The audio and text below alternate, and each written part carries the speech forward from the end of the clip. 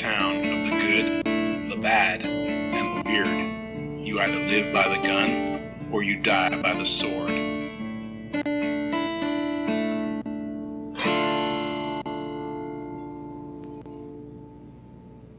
Welcome to The Good, the Bad, and the Weird. I'm Nicho. And I'm Chris. And today we are entering that magical time where everyone is Irish. You know, your great uncle twice removed. He had been to Ireland. So welcome to St. Patrick's Day.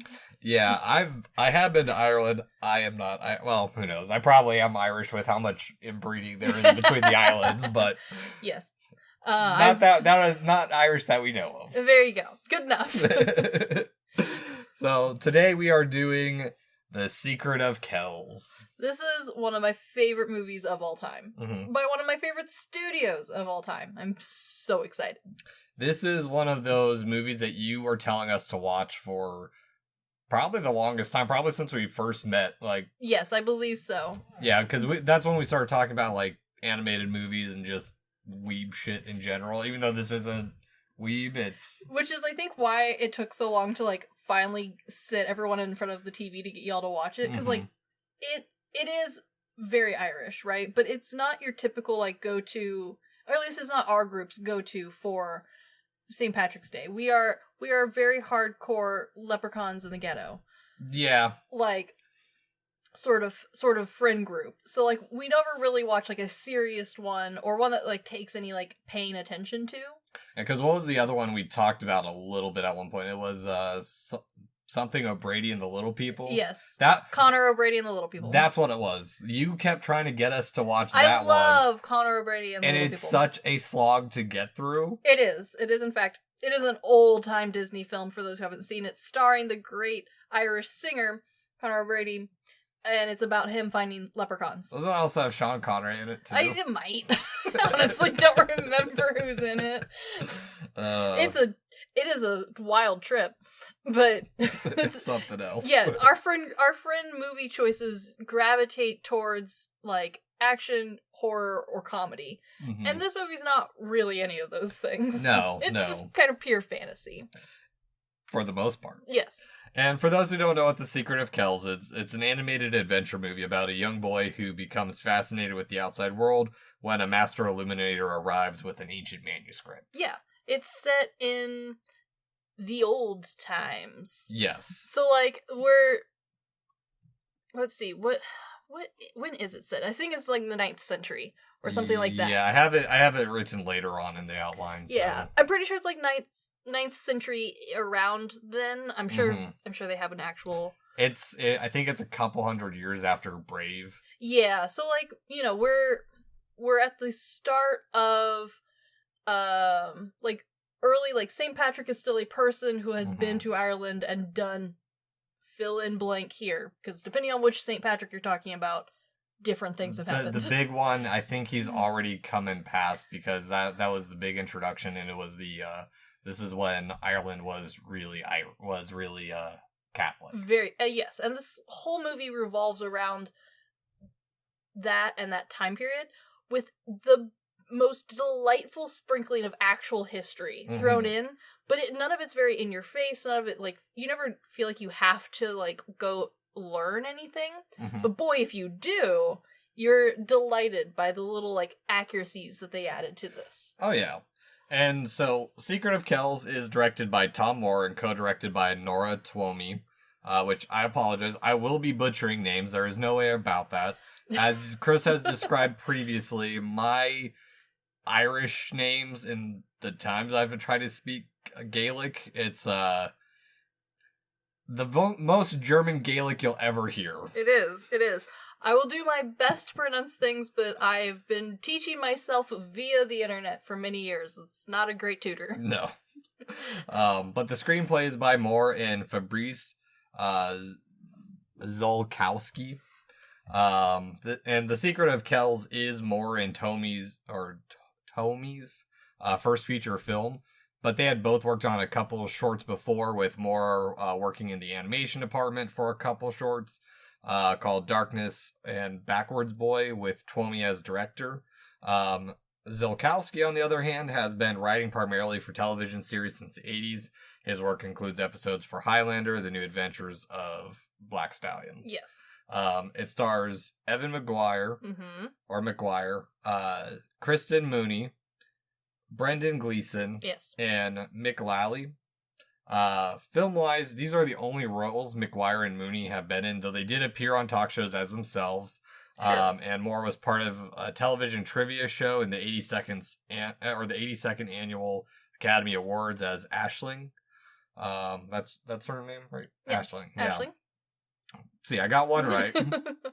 While Gleason needs no introduction, he is Mad-Eye Moody in Harry Potter. Of course. Franchise, as well as the Sheriff Hank Coeg in Lake Placid, which we covered last year. Yes, a delight. As for Lally, I'm not familiar with their work, but they've been in quite a few Irish TV series, such as Glen Roe and Bracken, which I did a little looking on Glen Roe, and it looks like it's one of the more popular series that have ever been released in Ireland, but I've heard of it. I have seen like a handful of bits of it here and there, but I don't have any way to watch it without directly buying it. Same. So, and so before we really get into it, our sources for this episode include commentary from director Tom Moore, co-director Nora Tomey, art director Ross Stewart, and various staff and crew, as well as the Cartoon Saloon official website, Encyclopedia Britannica, and the Trinity College website. And also, I went on a small rabbit hole of the actual history of, like, the different locations and real-life artifacts that are featured in this film. So, thank you, Internet and Wikipedia, for your delightful articles on real-life islands in Ireland. And I vehemently try to stay away from Wikipedia still, so... Understandable, but boy, there's just nowhere else to go when there's only, like, 100 and something people living on an island. Yeah. I'll have to look it up, because I know Scotland has their own Wikipedia. Oh, good for them. Oh, I didn't even know about it because when we were doing the research for Brave, I had to look up what a tatty boggle was. Yes. And I found the Wikipedia page. It says Wikipedia, so I start reading it, and I get the gist of it, but like halfway through, or I finish the sentence, and I'm like, wait a second, half of that sentence wasn't in English. Yes, very understandable. I don't think Irish is as bad. No. I just really find places interesting that are like, they have one thing that's touristy, and it's like, in this case, a lot of them are monasteries for this movie. Or like, we have a bit of a Roman wall in our town, and the town is like 250 people big. I love that. And there's like nowhere else to get information on these towns, unfortunately, unless you like go there and you ask someone. Like, there's not even books. It's very frustrating. Yeah. Well, I mean, it's the nature of these. Some of that stuff's so ancient that there's nothing left of it, really. This is true. And also, I feel like the people who are there are not as fascinated as I am. Wait, those words go somewhere in that order. Yeah, I get the gist of what you're trying to say. So, the Secret of Kells. Yes. I want to talk a little bit about kind of the start of it, because Moore Twomey, along with Paul Young, are the founders of the Irish animated studio Cartoon Saloon, yes, which started in 2000 as a group of starving artists. And, I mean, of which we've talked about a little bit. Secret of Kells is their first feature film. Yes. But they went on to make an Irish trilogy that includes Song of the Sea, Wolfwalker, as well as some other stuff such as The Breadwinner, which I think is Iranian. It is, and it's delightful if you ever get a chance to watch it. I haven't gotten to it yet, but they also did a movie last year called My Father's Dragon, which is on Netflix, I guess. Yes, and supposedly there's another one sometime this year coming up. I'm very excited to see, because other than My Father's Dragon, I've been a faithful follower of their stuff as it's come out through the years. And I have been in love with this studio's work since day one. Yeah, and the moment you showed us Secret of Kells, I think all of us have been kind of enamored by them a little bit. Yes. But their work also includes animated television shows such as Skunk Fu. Yeah, it's fine. Dork Van Dango. Puffin Rock, which I know of by name. Yes. The visuals you will have seen, I don't know when on earth you would have watched any of Puffin Rock. I just think I heard about it from coworkers' kids watching it or something. Yes, it is for smaller children. Yeah, I'm aware. As well as they did Colin T and Anam and Amrin. I probably butchered those as well. All good. It's all good. And before we dive into the movie, there is a little bit of history and context that you've brought up that we need to go over before this. It is helpful to know. However, you do not actually need to, like, go into the movie watching this. It's just very fascinating stuff, especially from an architect's standpoint. Yes. So, Cartoon Saloon, when they started out, they wanted to make something truly Irish. Yes. And so they kind of went back to one of the prized possessions of Ireland. And this is this book called the Book of Kells.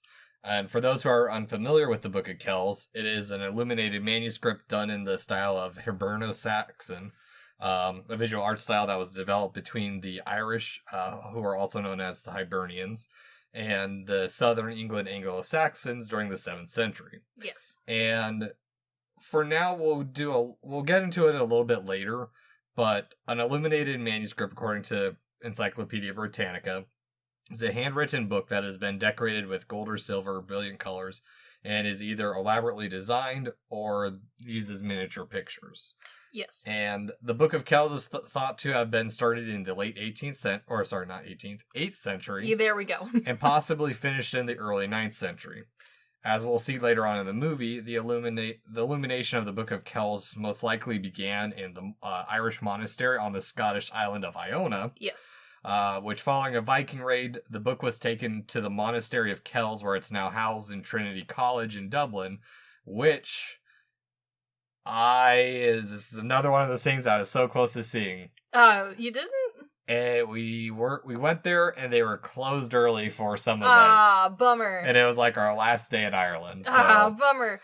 For those of you, though, who can't go to a museum, the book is readily available in its entire glory online to look at. It is breathtakingly beautiful. It is fascinating. I've looked at a few of the pages. It is fantastic. It is the first 4 Gospels, so Matthew, Mark, Luke, and John, and it is all done completely by hand. There's a lot of gold, a lot of incredibly fine, small detail, and kind of like almost a Monty Python level joke on like the intro of a certain letter is just like the T is like that SpongeBob episode where he can't think of what to write and he just spends like 45 minutes drawing the letter T for like the beginning of his essay. It's like that, but the whole book. I have no clue what you're talking about. You haven't seen it? It's so funny. No. He spends forever on it, and you're like, wow, he's done with his essay, and no, he is literally just writing one word. Okay. I guess makes sense. It is a delight to look through if you get a chance. Yeah, no, definitely. And there's also hard copies you can get too. Of course. So the Book of Kells, along with Irish folklore, Celtic art, those served as kind of the main basis for Secret of Kells. And it was actually a concept that Moore had started since his college days. And I think it's worth mentioning that art style-wise, the animator Barry Reynolds is given a lot of credit by Moore as being a big part of creating the Cartoon Saloon style. Yes. Because there really is no other animation studio that does anything exactly or anything near what it is an incredibly unique looking style. Mm-hmm. And it's very successful too in its styling because it doesn't necessarily like they definitely started off wanting to emulate the carvings and thick lines that you would see with this Irish illumination style where everything's very flat, very 2D, mm-hmm. big bold lines, lots of very bright color. And then we've managed to see them break that out of just Irish context with The Breadwinner, mm-hmm. and it was very successful. Similar style, granted, each movie they've adjusted a little bit as they go. Yeah. Whereas like Song of the Sea, they definitely cleaned it up more. It's a lot more polished, but it still has that 2D feel. Still a big emphasis on colors and sharp angles and lines.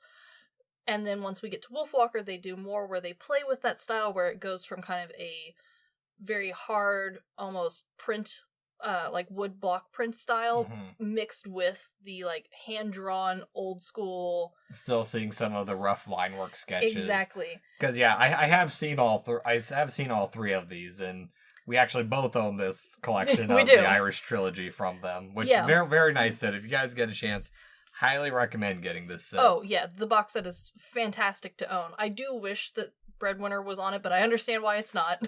But it's not an Irish It's trilogy. not Irish, but the movie is beautiful. But like being able to see them very subtly adapt this very unique art style successfully has given me a lot of hope that they haven't like pigeonholed themselves too hard. Yeah. Because while being absolutely enamored with the studio, they have been very well paced in bringing out new features, which I'm not mad at. In fact, I prefer it this way. But we have seen with certain studios, especially animation studios who have a strong style, or claymation that has a strong theming, you kind of get stuck doing the exact same thing over and over and over again. Yeah. I've so far been really pleased with how well they've translated. It's kind of like how people in some of the one of the video essays, they talked about how Wes Anderson's style to some people is boring because it's somewhat formulaic. He always uses the same technique. And like it's entertaining and interesting the first couple times, or if you're doing a specific study on him, but yeah, he doesn't necessarily break his own mold a whole lot. And when he does, it's so subtle that it's sometimes hard to see. Yeah. I'm very interested to see where they go, because they've proven that they have the forethought to like change it up and not be too rigid with themselves. Yeah. So, before we get into the Secret of Kells, Chris, what are we drinking today? Well, we rummaged around your cabinets and we found a very fancy bottle that had very similar art stylings to what we were watching today. So while we were doing our intro, I actually realized we're kind of topical. Yes. It's a Highland Park 12, and it says Viking tradition. There you go! So, unintentional! We did it! Cheers. Smells like baby wipes, but tastes delightful. I think it's good, so... But, The Secret of Kells. Oh boy. The opening of this movie is interesting. It's very watercolor. Yes. And it's so soft. It's a lot of moving circles with credits. Yes. It is hypnotizing to stare at. Which is kind of an odd opening, especially for this type of movie, because it feels like there should have been something, or like a little prologue that led into this a little bit. Because there is kind of a prologue, because we open on symbols and a face in the leaves, like living through nature. It's saying that they've seen darkness and beauty. They've seen the book that turns darkness to light. It is very poetic, and also the intro, the music in general, right from the get-go, right with these opening credits, really just kind of grabs you.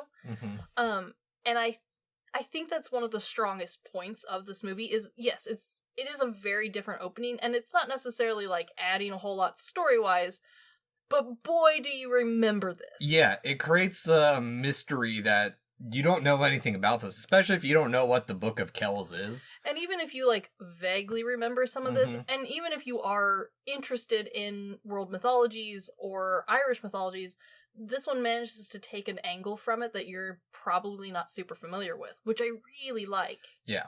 And the title card itself is pretty. It's quite like the Book of Kells itself, too. Yes. Everything draws a lot of inspiration from the original illuminated text. And other art styles, which we're just about to get into, because we kind of have to address that up front. Yeah, that's true. Because we cut to a ringed wall city surrounded by the forest as we're introduced to our protagonist, Brendan, who's chasing a goose. I love this intro. The rings are rather fairy-like, in my opinion. It's kind of reflective of what we see later on, so kind of that continued tradition of the old Irish ways that have been forgotten, but have evolved to still resemble the same. I mean, granted, it's a fort. Circles make a better idea, but it's a nice little kind of poetic imagery that is carried throughout. It is. I also really like that while it is stylized, the monastery and town surrounding it, including the walls and the ridiculous tower in the center, all real to life. Like, that's what they look like. They're still standing. You can go see them. Got to look at several pictures of them. They are so cool. And they are very striking, which works out really well to, like, match the fairy tales, like, that we've already hit with this story. Yeah. So, at this point, Kells itself feels rather simple. They talked about how they evolved it through the movie. Yes. Like, through the time you see the walls get more fully built. But I like where it's at right now because it's simple. We have a tower, scriptorium, and the walls are hard material, but all the other buildings are, like, low thatch roofs, or not tents. even thatch roofs. Most of them are just earthen homes. Like Yeah, they're they just feel very holes in their side of the very Hobbit-like. Very Hobbit-like, but not in the same way where like Hobbit feels like it's been there forever, right? Yeah. Like they feel established. They feel like these homes have been passed down for generations. These feel almost like someone has thrown them together and like is looking to start again. It's like frontier homes before they could actually start building Yes. stuff onto it. Yeah, like with the exception of the stuff that is directly related to the Abbey, everything feels like it's almost like a tent. Like people are living in like the smallest structure possible. Like this, it's almost unrealistic. Like but like it gets the idea across that like these people don't these aren't like established people. It also feels like they're still kind of at one with nature in a way, but they're detached from it a bit. Yes, I think this is a really great, like, this is one of the things that the movie never directly addresses, but they do a great job of with the art style and also with, like, showing the interactions between the people and the world outside the ring, or the wall. They do a great job of, like, kind of giving the audience the idea of, during this time in history, yes, you know, Catholicism was the main religion. We were working very hard to make sure everyone was working towards that goal of all being, what we now think of as the, like, standard Irish Catholic, right?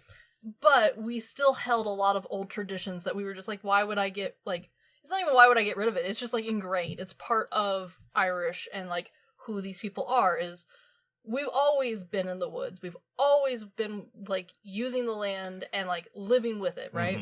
So without ever like directly addressing it, without ever putting it into dialogue, they managed to like really tie everything together really nicely, despite these people living in the small little wall section. Yeah. And so also in this scene too, this scene probably has my biggest complaint of the movie too. I can understand.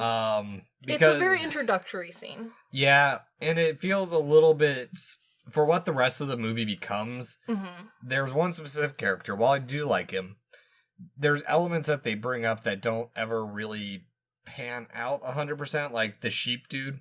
I love Sheep Man. He's a great addition. He means nothing. No. But I kind of like him that way. And it's also like the little bit of comedy to like try and introduce you to the movie, but it's a comedy that doesn't actually carry through the movie either. That's true. And I feel like he probably at some point had another appearance or use, but the movie goes from being very lighthearted to like having some serious things to deal with. Yeah. Like it's a very quick turn. Yeah, and I think they said there was like 20 some minutes cut from the movie, and it's already a short movie. It's like what, an hour and hour 15 minutes. Yeah, it's not a long film. No. But that's really my own like little complaint about this movie is it's this one part of the opening that it feels a little too stereotypical for what the rest of the movie would become. I agree with you there. I do think, though, that I like the lighthearted nature that the movie tries to start with, even if, like, Sheep Man doesn't necessarily work. Yeah. Just because this is a really great, like, balance to the, like, 3/4 mark, where, like, we get real dark, we get real sad. Yeah, and I get it, too. I mean, I get it. I just don't care for it. Oh, I totally understand. I also think, though, this movie does a great job of introducing people without, like, giving them real names. Like, yes, the brothers have names, they're very quickly given, but because they move as one, like, blob, like, you just call them the brothers, and they're all kind of, like, in your head together as, like, they're one unit, even though they don't always move as a, like, conjoined unit. But they often do. Yeah, so, like, the only names we really care about is Abbott and Brendan. Yeah, which the Abbott has a name, but I don't think I've ever referred to him as anyone else. He's Abbott. He is the Abbott. Yeah, pretty much. And so, in this opening, we are very quickly introduced to the very flat and unique art style that's based off the medieval art style. Yes, and this one isn't... I like that it starts off without being super elaborate. Like, it's fairly plain. Yeah, and so this movie is set in the 9th century, so we're about 400 to 500 years away from the invention of a true perspective drawing as we know it. And as someone who has tried drawing in the medieval style to relative success, yes, it is for a modern person, that is a very difficult style. If you're traditionally trained in art or yes, for perspective drawing, it is very jarring to try and readjust to that. It is the equivalent of having like a traditionalist person try and like learn to draw an anime. Mm-hmm. Like not even good anime, like 70s anime. Yeah. Where the eye and head proportion don't match anything. Or their arms are too long. They got them noodle arms. Yeah. This is very similar, but they've managed to bring this alive really well. Because, I mean, especially as someone who's like looked at art, one of my favorite games is to like judge art when you go to see like traditional or historical art. They've managed to get the idea of it across, but leave the like weird creepiness that this medieval art usually carries with there's it. no babies with man faces. There's no cats that have men faces. There's a lot of men faces, actually. There's no knights fighting snails. Unfortunately. Which would have been that would have been hilarious. But I think that was English, unfortunately. I think those were the English. I think, if I remember right, it was a common theme that was just... They just really were into snails, huh? No, I think, if I remember right, it was like some joke that they just kind of carried over and people forgot about. Good. I hope way down in the future people find the little S symbol that we all drew in our notebooks. Oh, God. And that becomes the snails of our time period. It is. I still don't get it, but yeah. No one does. Whatever. But there are some elements. So most of the movie is roundish. Yes. But the pointier elements are inspired by Gothic architecture, a much later style, but as well, the color palette, they chose to specifically limit it to a more medieval art style and an art palette. But here's why this movie is interesting is because we brought up that, hey, here's what their original ideas were, but they integrated so many different styles because they wanted to have the watercolor look, but the movie's they wanted the movie to still have a hand-like medium to it because they felt like the hand drawing was a timeless nature. I can agree with that, yeah. And they tried for something between Samurai Jack and Disney. I think they've managed to do that. You can definitely see the angles and the bright saturations of color from Samurai Jack, but there's definitely more like layers and depth to it like you would see with a Disney film. Yeah, and the flatness of Samurai Jack too. Yeah. Which it's a weird combination, but the way they describe it, they nailed it perfectly of like what they were going for. Definitely. I also really applaud them. Like, they did limit their color palette. It all matches like a standard medieval, like there's a lot of greens, browns, tans, that sort of stuff. But none of them feel like they've put a filter over a camera. None of it feels like they've adjusted anything. No. It all feels very bright and lively. Yeah, very much so.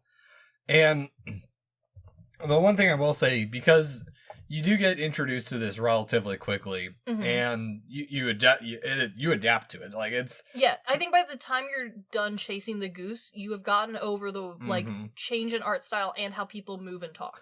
Yeah, and it's also a good way to separate Brendan away from, at least plot-wise, away from everyone else. Yes, and he is the odd man out, no matter how you slice it. Yeah, because we are seeing a bunch of kids playing some Irish stick game. I think it's related to hurling. Yeah, I don't know. It's, I mean, kind of lacrosse, kind of rugby. Yeah. But Brendan's obviously not playing with children. He's off chasing a goose for a bunch of monks. But it's also a good way to show that he is a lively character, which Moore said Brendan is based off of a combination of his own son, who was very young at the time, as well as himself as a boy when he was wanting to be an artist. Yes, and I like that they've put him in this like apprenticeship role, because it does, throughout the movie, they do a good job of giving Brendan that kind of like go-getter attitude where he's wanting to be a brother someday. He's working towards it. He wants to be an illuminator. He wants to help draw and work. Yeah. But he is still a kid with kid-level abilities and ambitions. Yeah, pretty much. And also there's an interesting part in this too, because Brendan spies a forest through the walls, which really shows how sheltered he is. Yes, but poor Brendan. It's also a good way to show he's curious and also kind of foreshadow events that will happen down the line. Yeah, definitely. But from here, we're introduced to the other monks. And one thing more noted about these monks is you brought up that they kind of blend together. They're just like kind of a group of different monks. I like how they are very clearly all from different parts of the world, Mm-hmm. because like this is during a time period where you would have gone on missionary and come back to study and learn. But yes and no. So with this part, Moore noted that the portrayal of other monks wasn't to try and be inclusive and woke. No, it was to reflect how multicultural Ireland really was at that time, and to show how the outside influences could have affected the manuscripts. Because he said there was there's like some Persian influence, and yes, I have it written down a little bit later of like where some of these influences could have come from. Well, and it's something that you still see, especially like in Europe, not so much here in America, but in Europe you still do see like almost an exchange program of people, right, where with Catholic churches, at least the very traditional ones, where like, yeah, people will come all the way from all over to like come worship at this church for a while or stay there. And so like I saw it as that, and I really liked it, especially because like they are all very different people. They're very like identifiable. Like they don't necessarily mob together in your mind as like, oh, it's all just one person, but they act all as the same. Like they all have similar ideas and intentions as far as like what they're interested in, how much role they play, like they're very much serving that background role of they're a character that like they could have all been one person, but I like that they're not. Yeah, no, they all have the same goal and the same purpose in mind. But Moore says this is like his one regret of this movie is that he wished he had reached out for more input from people of these cultures. Yeah, because he himself is not a fan of the Irish stereotypes that he sees on movies and television, which is fair. Yeah, I mean we've talked about it. Well, our Irish stereotype is interesting.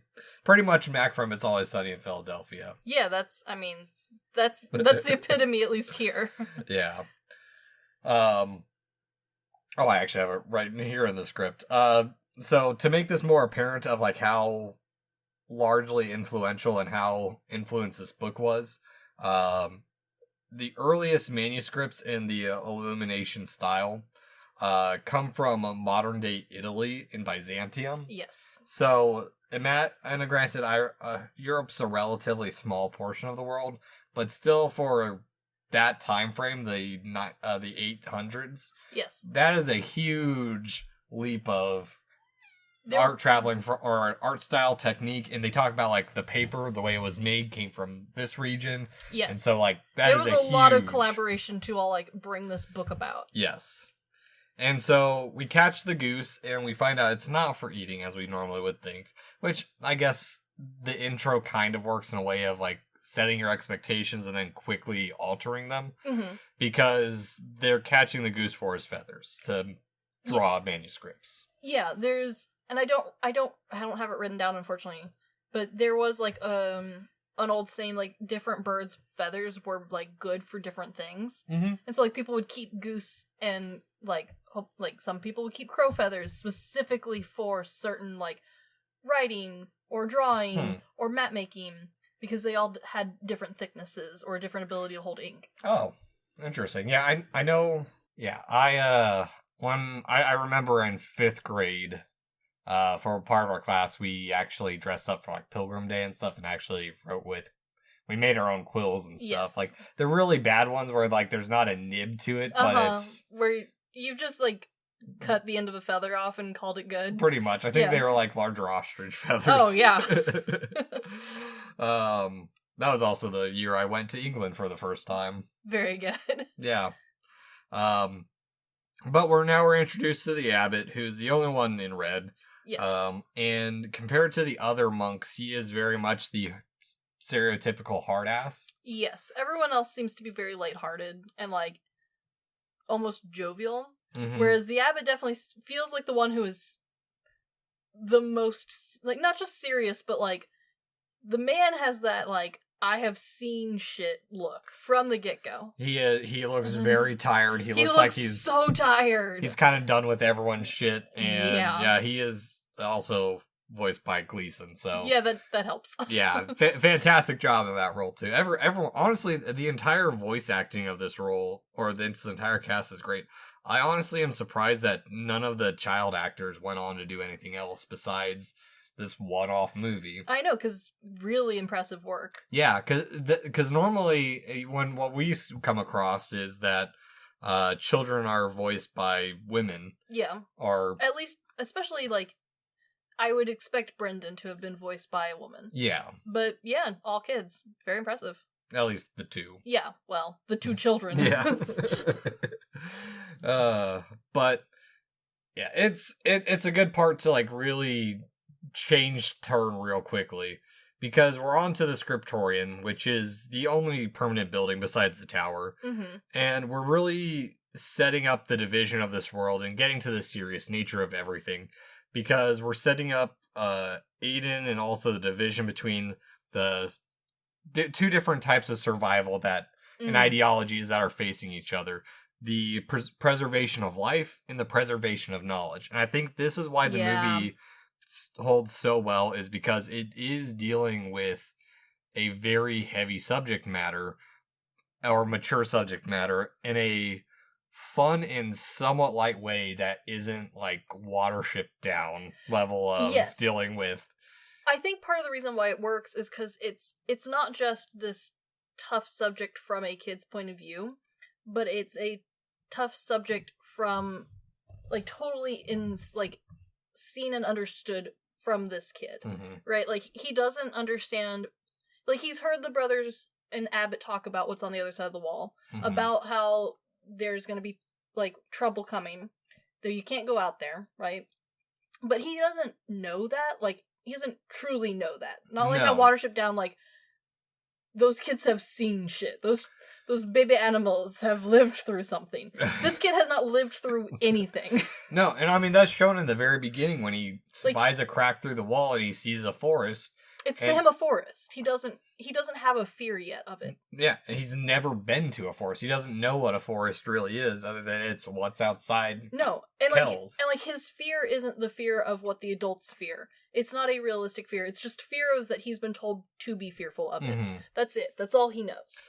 Yeah, but at the same time, he's curious, much how us as kids went down the dark rabbit hole of, well, that's creepy. Yes. I want more. Yes. Yeah, but in less of a horror-esque way. Yeah. But this is the time where we're also explained more of the outside world, where we're explained the Book of Iona, that it was started about 200 years ago in a very dreamlike sequence.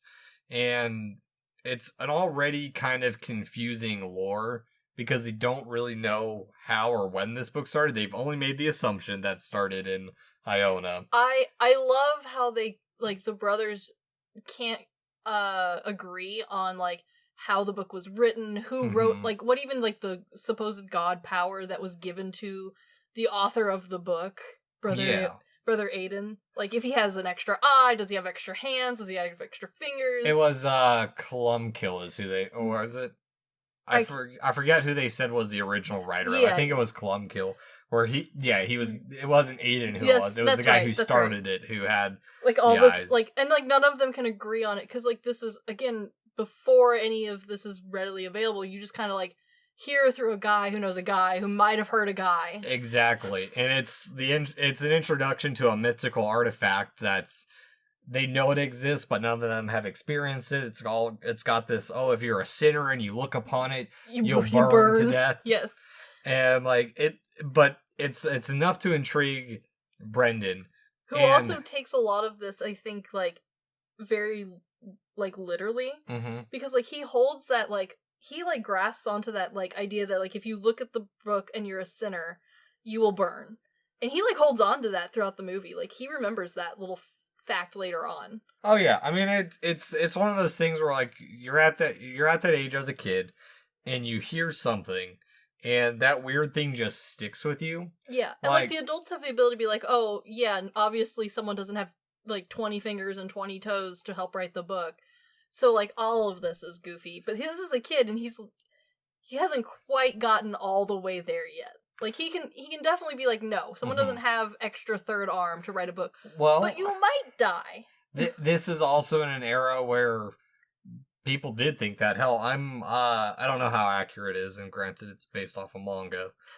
Yes. But I'm assuming it's somewhat accurate because the dude has done his research. It's Vinland Saga. Yes. Okay. Yeah. Where there's a part where they go to Rome to sell narwhal horns as unicorn horns. Yes, I do remember that being a prevalent thing that happened. So there is that level of, yes, you heard it from a friend who heard it from a friend, and that's how the story gets distorted, but you don't have proof that that's not even a possible thing.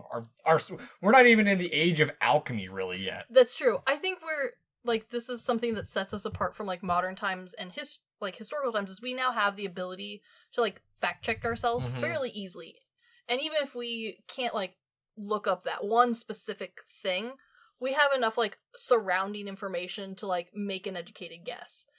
These guys live behind a wall in the middle of a forest on an island. I mean, their educated guess is as good as it gets, but yeah, maybe this guy is God might have been yeah, you need extra hands. Well, this is before the Codex Gigas either, so this is, yeah, maybe there's still lore that to them, that's reality, that, hey, this man could have done this. I also like, though, that this scene goes ahead and gets us introduced to this, you called it dreamlike state, that Brendan, has the privilege of occasionally slipping to, and we'll talk more about it later, but I like that it's prevalent from the beginning, because it plays a huge role later. Yes, and the way they portray the dreams is very different than what we normally see. I know they use a little bit of the thought bubble thing, but a lot of it is done in a border style, kind of how in manga the flashbacks are usually with a black border around everything. And I also like that they don't just change that the color changes to very white and blues, very soft and light, and everything feels floaty.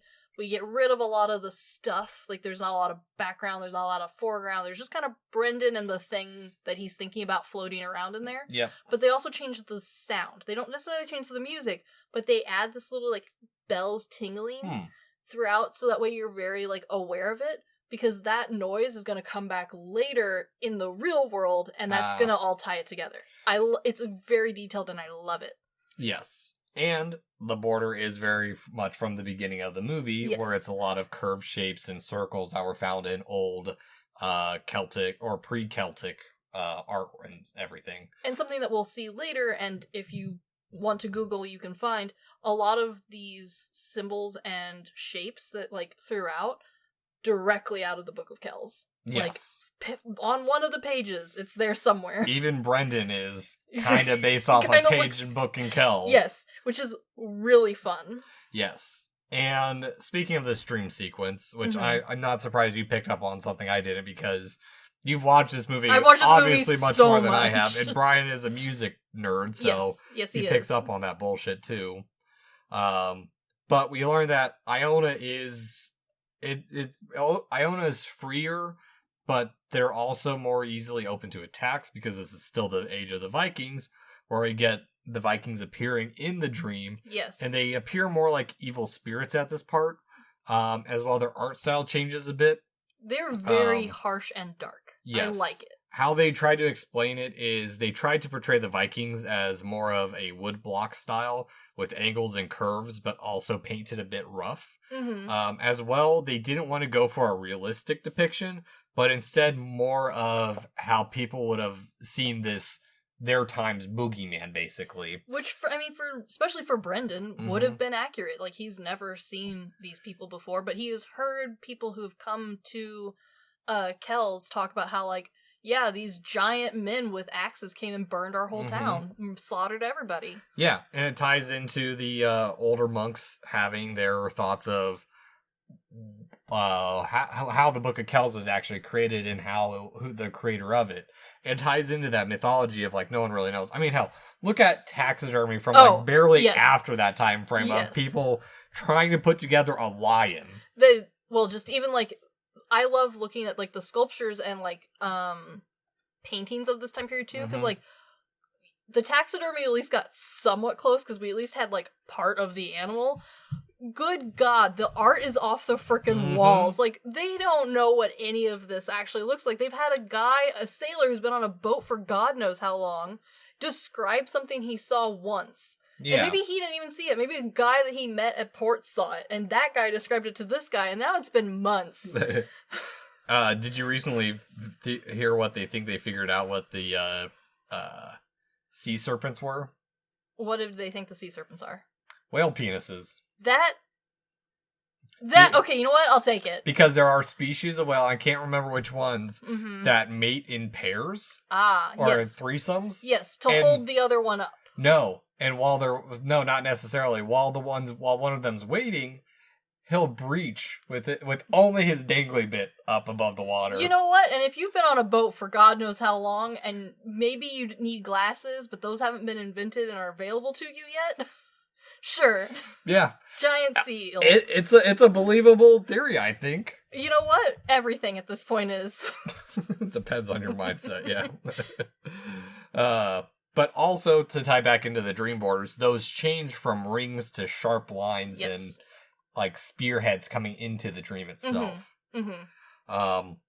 But after the scene, we get our first use of the triptych, which is used very sparingly, which I appreciate. Yes. And it's used as a way to show transition, and the way they use it, they only use it for those transitional sequences where Brendan's they're traveling from one location to the next, really. Yes. And we travel up to the uncle's room, which we find out the abbot is Brendan's uncle. Surprise. He's putting a heavy burden on Brendan because he's going to have him take over as the architect. And this is a time period where you didn't necessarily just be an architect. When they said architect, this man is meant to be the leader of the church, the leader of town, like the mayor, the architect, the engineer, the planning constructor, one of the building men. Like, this guy, when they say architect, it's not kind of like how we think of it today, and it's not even how we think about it when the term architect really got popular as, like, a career. This is before all of that. Yeah. This is the word meaning, like, designer and coordinator. Master builder, basically. Exactly. Yeah, this is ye old architect. Yes, and so, like, having Brendan, who's portrayed to be, like, around 11 to 13-ish, maybe? Yeah, I think I do have it written, but, like, he's at the age where, like... He would, like, this is when he would have, like, been... Like, they would be teaching him how to do this. He would have just been entering that era's age of manhood. Yes. Like, this would have been like, all right, time to... You're done goofing around. You said you wanted to do this. Time to get your butt studying. Yeah, he's getting them curlies in. Yes. Also, fun little, like, bit. So this tower, still standing, right? Oh, cool. No idea if you can go up it. Couldn't find any information on that, because, again... These little places, while they have cool stuff for me to look at, nobody else apparently thinks this is that cool. That just makes me think of In Bruges with the Americans. Yes. And Colin Farrell taunting them. Yes.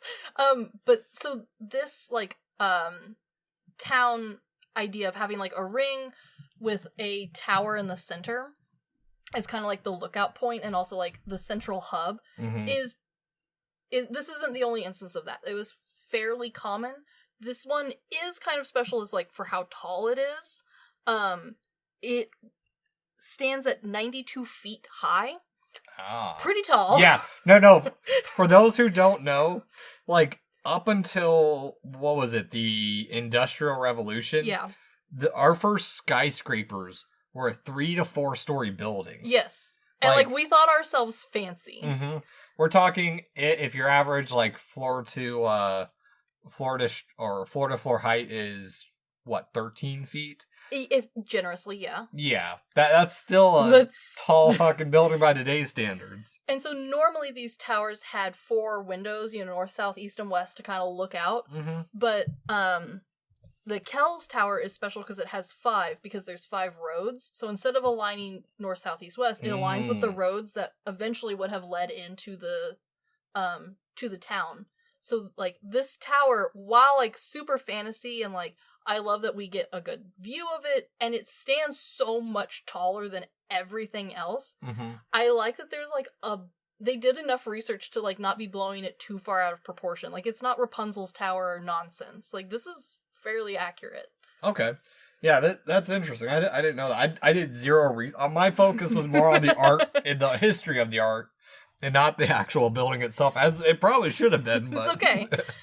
Again, there wasn't a whole lot of resources, unfortunately, because people who live around here are like, yeah, it's tourists coming. I guess like a good 100,000 plus tourists see it every year. But the actual people who live nearby, it's like under 500.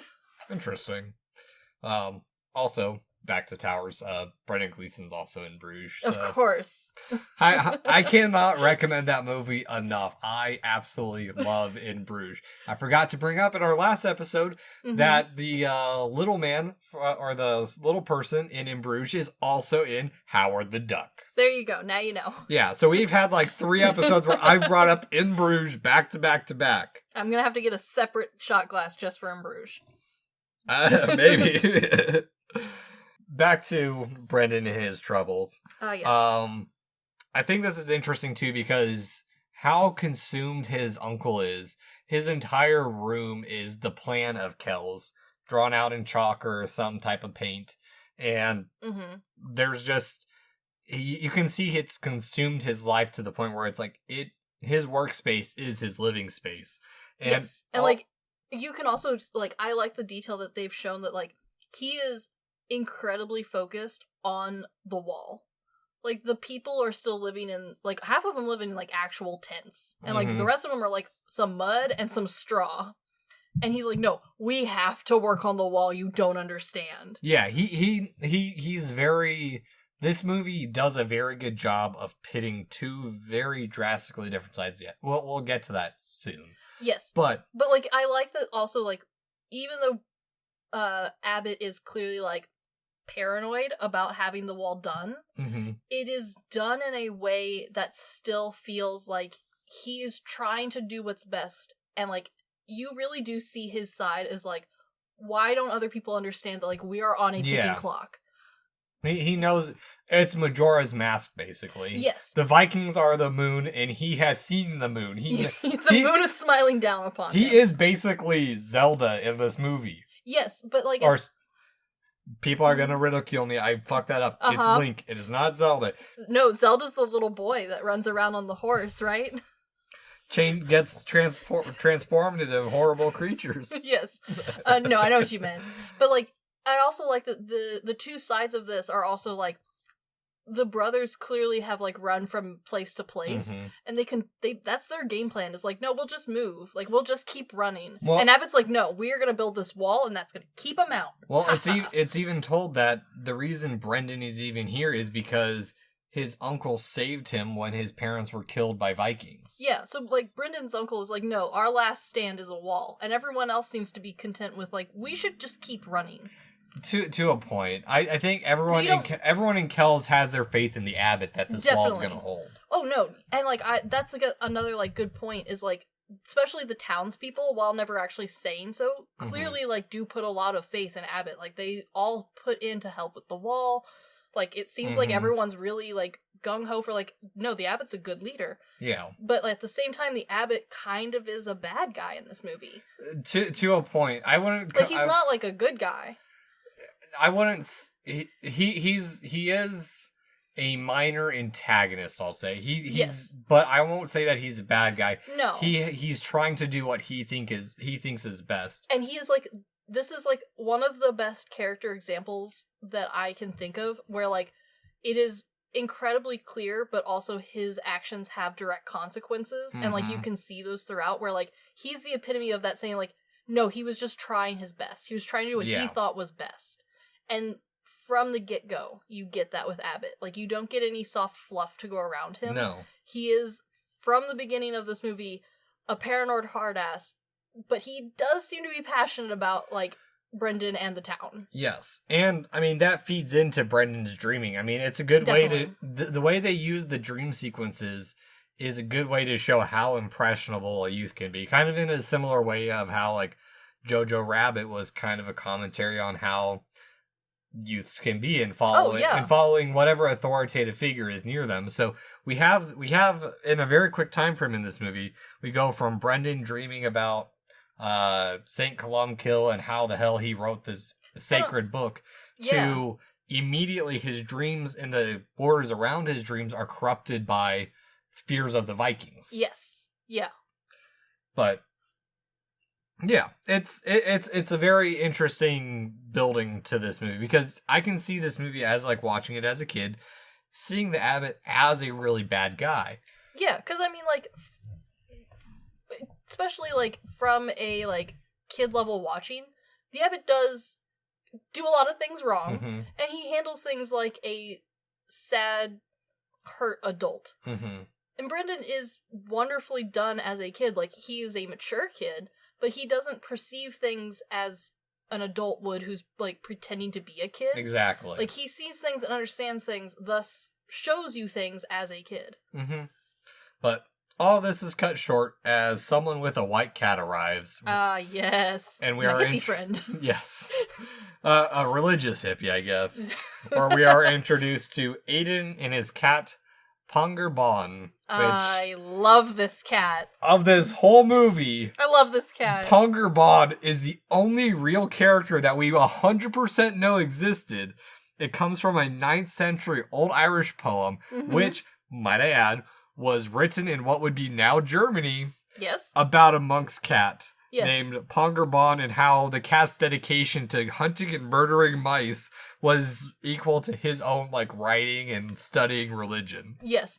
And later on, the cat Pongerbon's name, at least, seems to have been, like, transposed onto some, like, folklore of, like, a fairy cat. Yeah, it's white, it's got 2 different color eyes that we'll see later in Ashling. It has a lot of... Ashling. Yes, it has a lot of, like, similarities, like Cheshire Cat, where, like... Yeah. And, like, other cats that we've talked about, like, with Coraline, where cats are often given this ability to, like, walk through dimensions and time. Pongerbon, while probably based off of this real cat who just ate a lot of mice for this guy and inspired him to be more godly, seems to have, like, reincarnated itself, at least namesake-wise, into this concept of, like, cats are also magical. Yeah, I feel the lore around cats came from these olden times when probably the cats weren't living in the house 100% of the time. Well, and even if they did, so, like, back then, you didn't have glass on your house, right? So, like, if you had your window open, just anything and everything could come and go as said please. Yeah, that's how our family cat, rest in peace, Husker.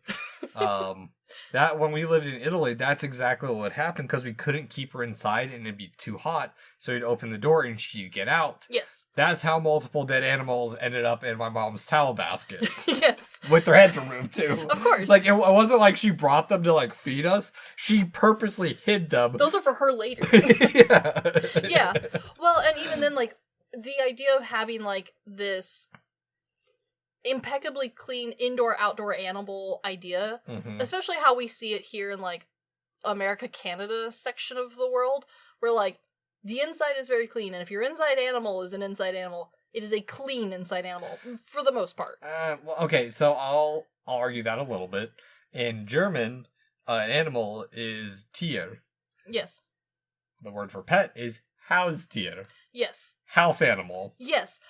But the idea of, like, the one that lives in the house is not necessarily the one that rolled in poop and you just leave it that way. True.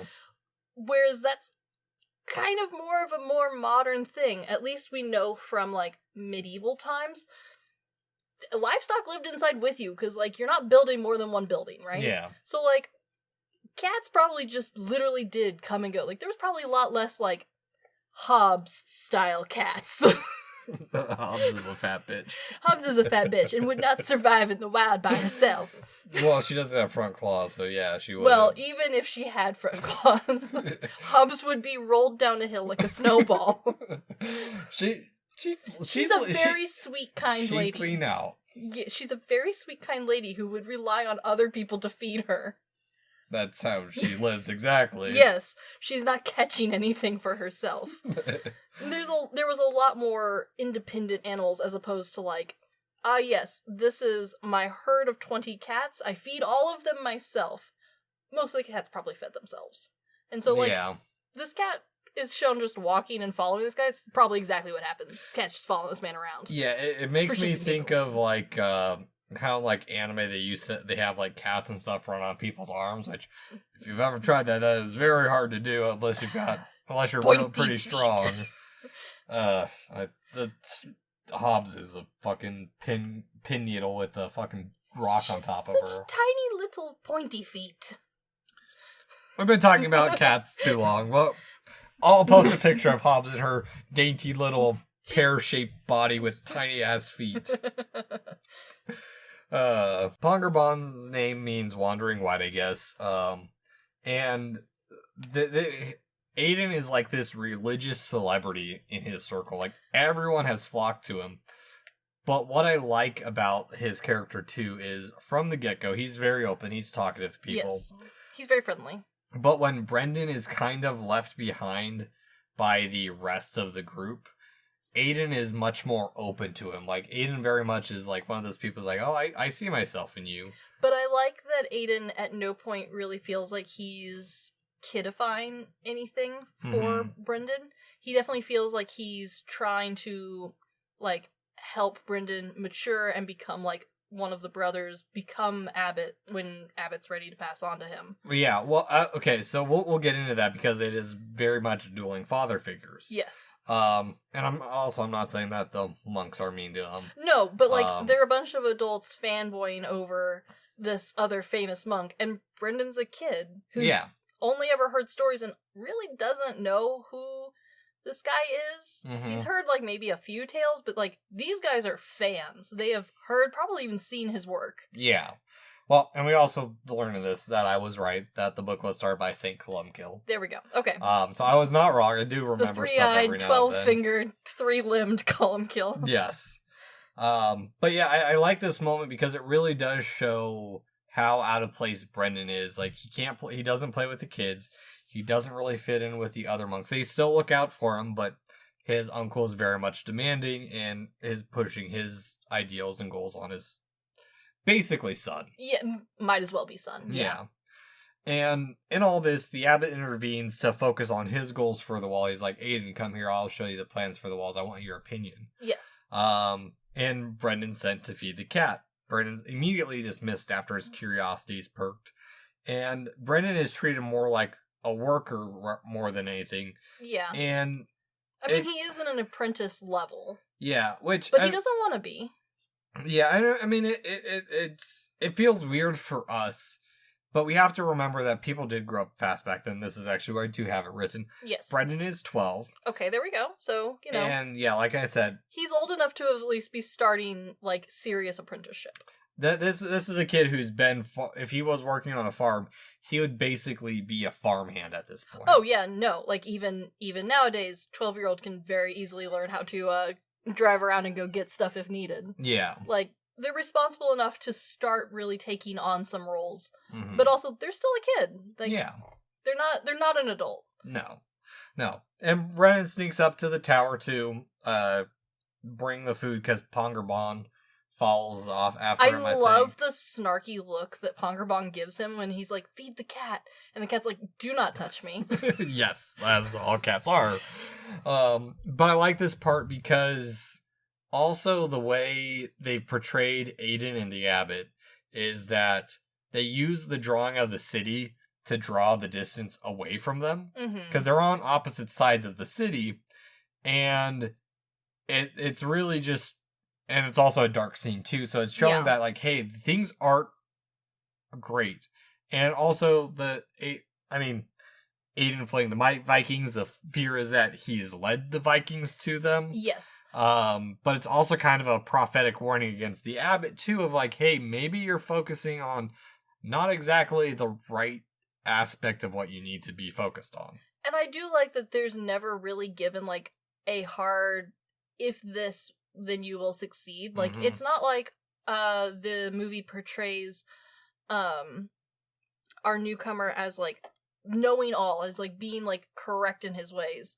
Because we are never, like, given a hard, like, yeah, if we just listened to him, Brother Aiden would have led us correctly, and, you know, then the Vikings wouldn't have come. We don't know that. No. Which I really like. I like that there's not a hard yes or no.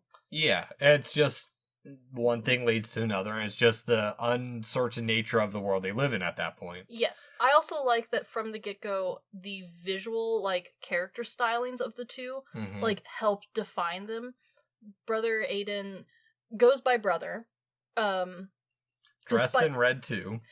But in a much less formal way. Mm-hmm. Whereas Uncle dresses very formally. He keeps himself much neater, tighter, and he holds himself much more, like, formally. Yeah. Even when he's, like, got his sleeves rolled up and, like, is working hard, he has this, like, formal mindset about him. Whereas brother Aiden seems much more playful and, like, less concerned, less worried. Yes. And, I mean, that's reflected in their clothing, too, because, like I said, the Abbot's dressed in red, which... The only time we ever see red again in this movie is with the Vikings, so he's kind of a symbol of this fear overtaking him. Mm-hmm. Whereas Aiden is this stereotypical kind of almost godlike character who's bathed in white, basically. Yeah, he's definitely given saintly qualities. Yes. Yeah, that's the right term, saintly qualities. But very quickly after this, Brendan sneaks into the scriptorium, which... There are so many details. I like how they show that time's passed is because now some of the houses are stone and sod. Yes. And some are now just sod. But I like that Ponger Bon is kind of like this weird little guardian of the book. I love how the cat itself never really seems to be more than a cat, but like the shadows play a huge role. Yes. Well, and also... This is the part where we 100% learn that Brendan hasn't been outside. No, he has always lived Kells. in the walls. Yeah, he's, as far as Brendan remembers, he's always been in the walls. Yeah. So probably his parents died when he was like maybe 1 or 2 or something. Young enough that he definitely doesn't remember. And could eat solid food because... Yeah, we hope. You can't milk the Abbot. No, but a wet nurse at this time period would have been a thing. Sure, I forget that existed. But yeah. Aiden is... So this is where we start getting the 2 father figures. Yes, very opposing forces. Where Aiden is the figure that's going to, in a sneakily way, oppose the Abbot. Yes. But also be the one who's nurturing towards what Aiden is naturally drawn towards, whereas the Abbot is perceiving the world and seeing what Aiden should be. Yes, this is a really great way of, like, showing a coming-of-age story where we're balancing what you need to do versus what you're passionate about. Exactly. And, I mean, Aiden lets his curiosity free with this. But one thing I do want to bring up is that because the scriptorium is probably the most we've seen of a room at multiple angles, they had to provide a layout for everything, but... Since the medieval style doesn't portray perspective correctly. Yeah, that's true. Everything is very symbolic. Like, the hearth is very round. Yes. Everything about this movie. And I completely understand probably the frustration in trying to animate or at least draw every single back style for this movie, or back scene for this movie. Yeah, no, very challenging. And I like that the furniture is so... minute that the few pieces that they do bother to include either are only like they're temporarily, like there's a few desks that then like throughout scenes kind of come and go as needed, or they are in a specific spot and they don't move, like the Abbot's bed, like the scriptorium's main desk, or the fireplace. Yeah, because even the couple times we see the scriptorium in like what we'd call section view, you see the steps. Yes.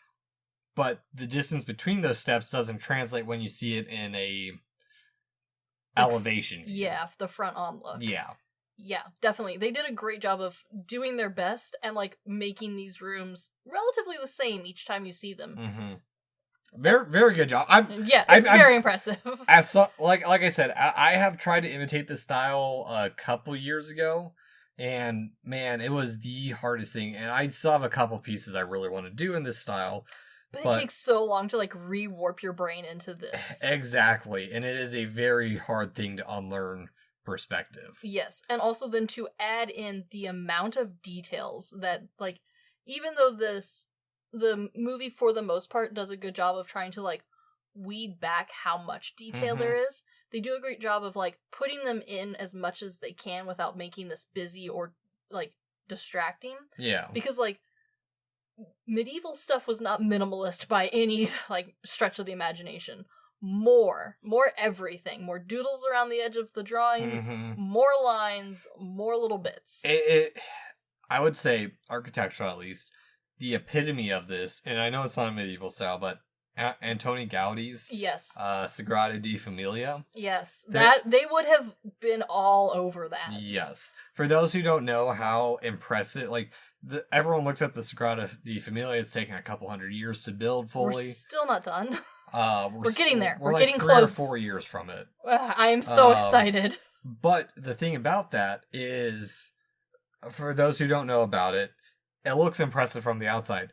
But Antoni Gaudi worked on this building nonstop. He lived there. He died on his lunch break building this building. God, isn't that just the epitome? The entire ephes. Yes. Not ephes. Facade of this building. The roof line, even. Yeah. There is so much intricate detail from top to bottom. The chimneys. The building is sculpted to tell the story of the Bible. Yes. And it's all very natural. Yes. Like, very organic. It's the architecture version of the Book of Kells. It really is. Like, if this had been physically possible for them, this would have been, like, their idea of peak architecture. Unfortunately, they did not have the ability to do this. We're still in the age of mass walls and a few columns here and there. It took a lot of time to do this sort of crap. Yeah. Especially since we hadn't invented engineering yet. We kind of had, but there wasn't, like, the science behind it. We put stuff up and we hoped it didn't fall down. Based off a set of rules that were taught to you from the last person who built something that didn't fall down. But if someone who is very wealthy or the church asked you to go big, you went big. And thus we squished a lot of people. Yeah. We squished a lot of people.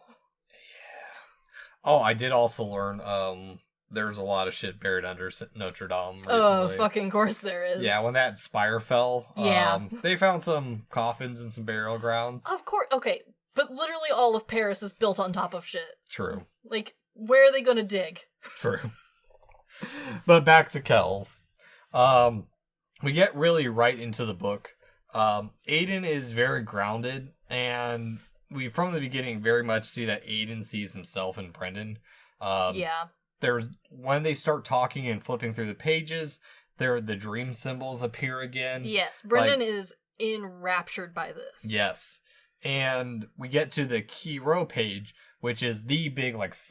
It's like a big center spread. It's the centerfold of the religion with less tits.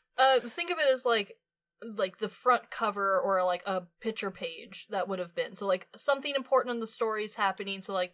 Yeah. How are the ducks centerfold where there's that additional page that folds out? That's exactly what it is, minus the folding of the page. And ducks with tits. Yeah. So little to no words, lot of very intricate drawing. But this page has not been touched yet. No. And this would have been important for the time period because a lot of people couldn't read. Mm-hmm. These were incredibly important, not just to show off, like, your devotion to God and, like, to show off how good the church was and how good you were, but also to, like, get it so that people knew what was going on because they, A, couldn't read, and B, can't read your handwriting. Yeah, well, I think it's interesting because in our world, especially architecture and graphic design, is we've gone from everything is heavily based in books. There's drawings, and in a way, like, architectural drawings are a language of their own. Very. But someone looks at a floor plan and they can be like, okay, here's the layout of a building. You can at least get a rough idea. Yeah, but we've gone back to infographics to tell information rather than actual full paragraph texts. Because it's easier. It's easier to grasp a concept that way. Exactly. And I'm sure someone like you who's dyslexic, It's wonderful. I love an IKEA manual. Yeah. I would prefer that. I don't blame you. But it's also worth mentioning that I do like what they bring up here and how they soften the abbot, because the abbot's been a hard ass this whole time. They do a great job of balancing him out. Is that Aiden brings up that the abbot used to be an illuminator, and he was a damn good one, but he's lost his vision. Like, he's not passionate about that anymore. No, exactly. Yeah, it's a fantastic balancing of powers. And from here, to test Brendan, like in any good JRPG. Of course. He is now sent on his first main quest to go outside the wall for berries and learn from nature. And this is where the movie picks up. Like, art-wise, anyway. Visually, this movie has been beautiful up until now. Once we get into the woods, the art style of this studio really shines. Oh yeah, no, everything from here is even better. Like that's what's great is like the beginning of this movie feels like they had an idea and they were working it with it, but like Brendan, they were confined to a specific area of what they could do. There's only so much you can do with a simple mud hut. Mm-hmm. But boy, the canopies, the forest, oh, so good. Yeah. Well, and we also get a little bit before this that at night Brendan's also drawing by moonlight. Yes. I mean, which is a great touch that candles weren't really used, except unless you were rich. Or, it wasn't very bright. Like, what? And also, this is a kid. Let's not set the house on fire. Sun goes down at bedtime. I like that Brendan's room is the basement of the tower. Mm-hmm. And, like, from the Abbott's point of view, I get it. This is the safest place in the entire town. But also, like, Brendan's over here like, I live in the basement? Well, and also, I mean, it's rather symbolic that Brendan is, like, the foundation of... For his uncle, yeah. Yeah. He is the cornerstone piece for his uncle. And that's what draws... That's why the uncle is such a compelling character for as little as he does have in the movie, too. Yes, no, definitely. Because he is really... Even though he is a hard ass, he is trying his best to look out for the last remnant of his family, basically. Because this is the person who is going to inherit what he's done. And not just that, but you can tell that, like, Brendan, he would bend the world for Brendan if he could. And that's what he's trying to do. He's trying to bend the world for Brendan. But Brendan is a 12-year-old kid. Yes, exactly. And so he decides to sneak out. He's going to do it. From the crack we saw earlier with a Ponger Bon in tow. This is the first time this movie has felt warm and alive. Yes. I mean, the town's not a distant feeling place. No. But the color change into the forest really makes you feel like he hasn't lived yet. Yes, it makes the walls and everything inside the walls feel kind of sucked of their vibrance a little bit. But now we also get to see a mixture of curves and angles, which there's something that's been awoken. Yes, definitely. And there's a, like, joy portrayed throughout now. That, like, Brendan's finally getting to have childlike fun. Yeah. Well, and also we get to see the repetition of circles because parts of the land are represented fully in circle. There's also, without directly showing it, a lot of emphasis on, like, the perfect ratio, which, I mean, shows up quite a bit in nature anyway, but, like, they do a great job of adding layers to it. Yeah, to be honest, that perfect ratio kind of annoys me a little bit. Because it's been drilled into us into an unsettling amount, because there's people who worship it. There are people who worship it, and it's very much it's just nature's way of form follows function. It's exactly. And, like, this movie does a great job of, like, having that without, like, shoving the theory of it down your throat. Yes, God, that's fucking obnoxious. But yeah, and I mean, everything is very vibrant, but Brendan doesn't even know what an oak tree is. Yeah, I mean, there's just so much detail, and it's great because you're experiencing all this as Aiden is. Yes. We haven't seen the vibrance of what Cartoon Saloon can do, really up until this point. Like, everything else is like, okay, it's a pretty standard setting, it's a building, it's a hill. It's good, but it's not breathtaking until now. And the way they make everything feel forgotten. Like, the entrance of the forest is supposed to feel cathedral-like with its pointed Gothic arch. It's beautiful. There's even Ohm stones, which, by the way, I had to look up this word multiple times to, like, add, like, a bunch of shit to it to try and find it. It said Ohm. It's spelled O-G-H-A-M. Yes, but that is pronounced Ohm. Yeah, but... even though there's those stones, the markings also appear on the trees as well. And for those unfamiliar, these stones were used. They're an early form of writing system by the Irish and the Pictish language from the 4th century. And there are a series of stones that they're square in nature, and they have notches etched into the corners of the stone to spell out words. And it's a very simple language. It's mainly directions or, like, warnings. Something very simple to be carried over. Yes, and there's versions of this throughout the entire world. Even in the Midwest, when people start going west, we see versions of them. Granted, not with the specific, like, line-based writing, but, like, the idea of a waystone. Yeah. Like, that idea has carried over. Also, it's important to note that not as heavy in this scene, but in the winter scenes, there are nods, and they brought it up in the commentary, that part of these were heavily inspired by the trees in Bill Watterson's Calvin and Hobbes comics. Yes, where, like, they all kind of have, like, a blanket look to them. Yeah. And they kind of blend in with the ground below. And... yeah, like, the snow is deep and thick. Yes. Yes. And so Brendan, in his days of trying to figure out where the hell he's going, he stumbles upon a circle of stones and is attacked by wolves. Which... good, spooky, scary wolves. the way they do this stuff in this movie, I think, is amazing. Yes. The way they depict the heckles on the cat, I think that's great. Yes. But more impressive, the way they make the wolves round and sharp at the same time. Also to note, this area of stones is called a fairy ring or a fairy fort. Yes. It's supposed to be where, like, the spirits gathered, and it's supposed to be a sacred place. I do like that circle of this sacred place has carried over to the Catholic idea of the town. Yes. Of Kells. Yes, definitely. So the lore's there, but it's kind of been overridden by outside sources. Yes, definitely. And in this, Brendan is saved, and we're introduced to the forest spirit Aisling. Yes. One of the best characters in this movie. Yes. I like their pairing because, one, they're both very curious young spirits, even though Aisling is God knows how old. Theoretically, infinitely old, yeah. But still ages at some point. She's lost her... well, we haven't gotten to that point. Yes, we'll get there. We'll get there. But her animation is so different from everything else that she just adds to the feeling of roundness to the world, of, like, she inhabits a world where everything has to move in round shapes. And she moves more animal than human. Yes. She does a lot of walking on all fours. Yes. And in such a short time, we can see that they're kindred spirits. They're both lonely. Which I guess seems to be a theme for the ending of season 4 of The Good, the Bad, and the Weird.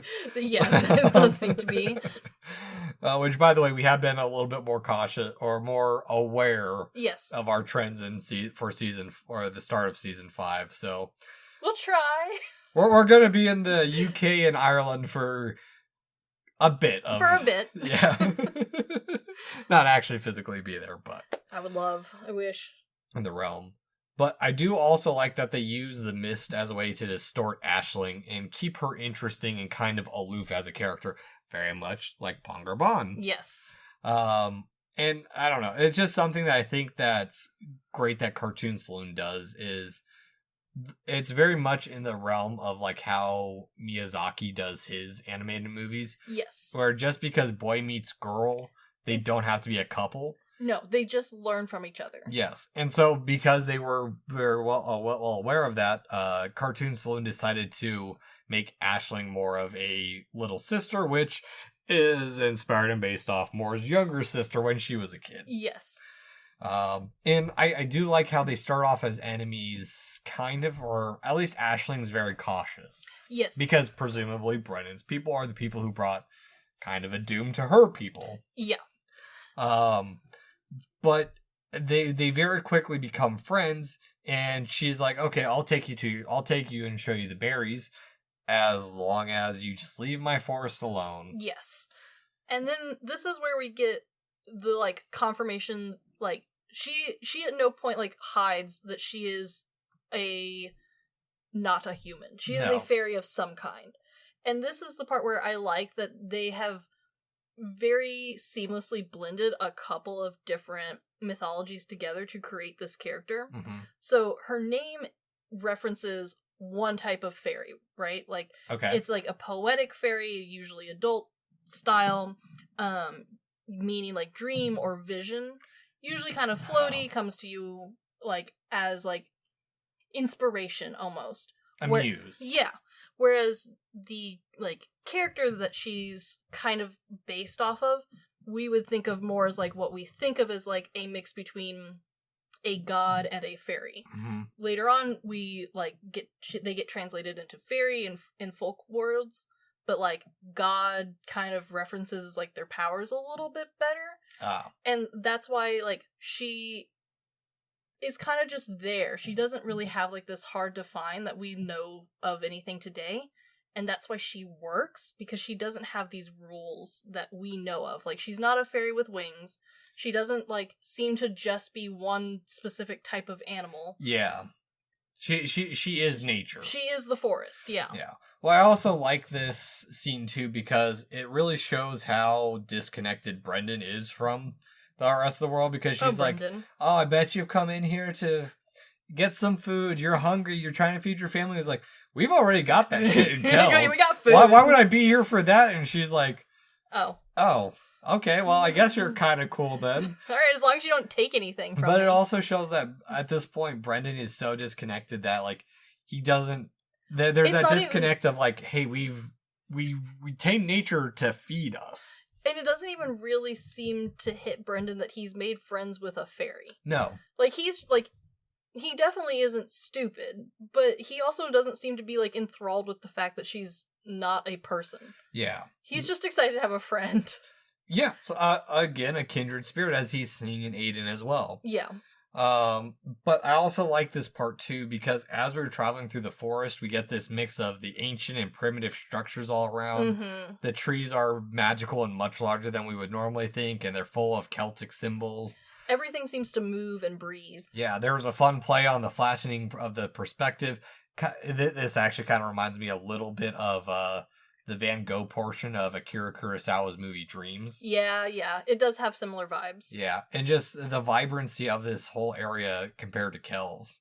There's so much more here. Yeah, I think Aisling even says something along the lines of one beetle recognizes another. Yeah. So like there is something in magical, like Kells has none of this. Yes, this is very much lacking in this. And that's partially because the abbots built that world in his reality. Yes. He's done his best to block out what he thinks is a danger. And the people of Kells' reality, because many of them probably also fled Vikings. Oh, sure, definitely. Because, I mean, it takes a group of people to build the wall, not just one abbot. Yeah, definitely. Yeah. And so the pair find some berries, which I think you can't eat those. Yeah, and I think this is one of the only scene, like, everything up till then. I think there's only, like, 2 scenes where they break the medieval art style. Yeah. And give it a 3D view. And it's I know specifically the one is kind of a ground up view of Brendan surrounded by the stones of the fairy circle. Yes, it's very dramatic. Yeah, which they do a great job of us forgetting it. And yeah, we find out the berries aren't berries, they're wasp eggs. But Aisling's also telling them, "You're a friend. We're preventing him. Don't sting him as you steal their eggs." I do like though that like she is so confident in her abilities. Mm-hmm. Like he's cautious and not quite sure, and she's like, "I've told them not to sting you. It's fine." Yeah. Like, she's not even like, oh, I asked. Be careful. Like, no. They do what I say. Yeah. She's very bratty, and I kind of like it. Exactly. She's a young, bratty little sister. She is bratty, and I love it. But also, this is where we really see, like, the dream circles we see and the dream symbols. They stem from nature because so much of the scene is curved and multiple circles on circles. Yes. Which also, I guess, this giant tree, they refer to it as the Totoro tree. Yes, it's very cute. Very cute. We should do more Miyazaki at some point. We definitely have to. Or Ghibli in general. And, like, we hear the, like, tingling sound come back with her, especially.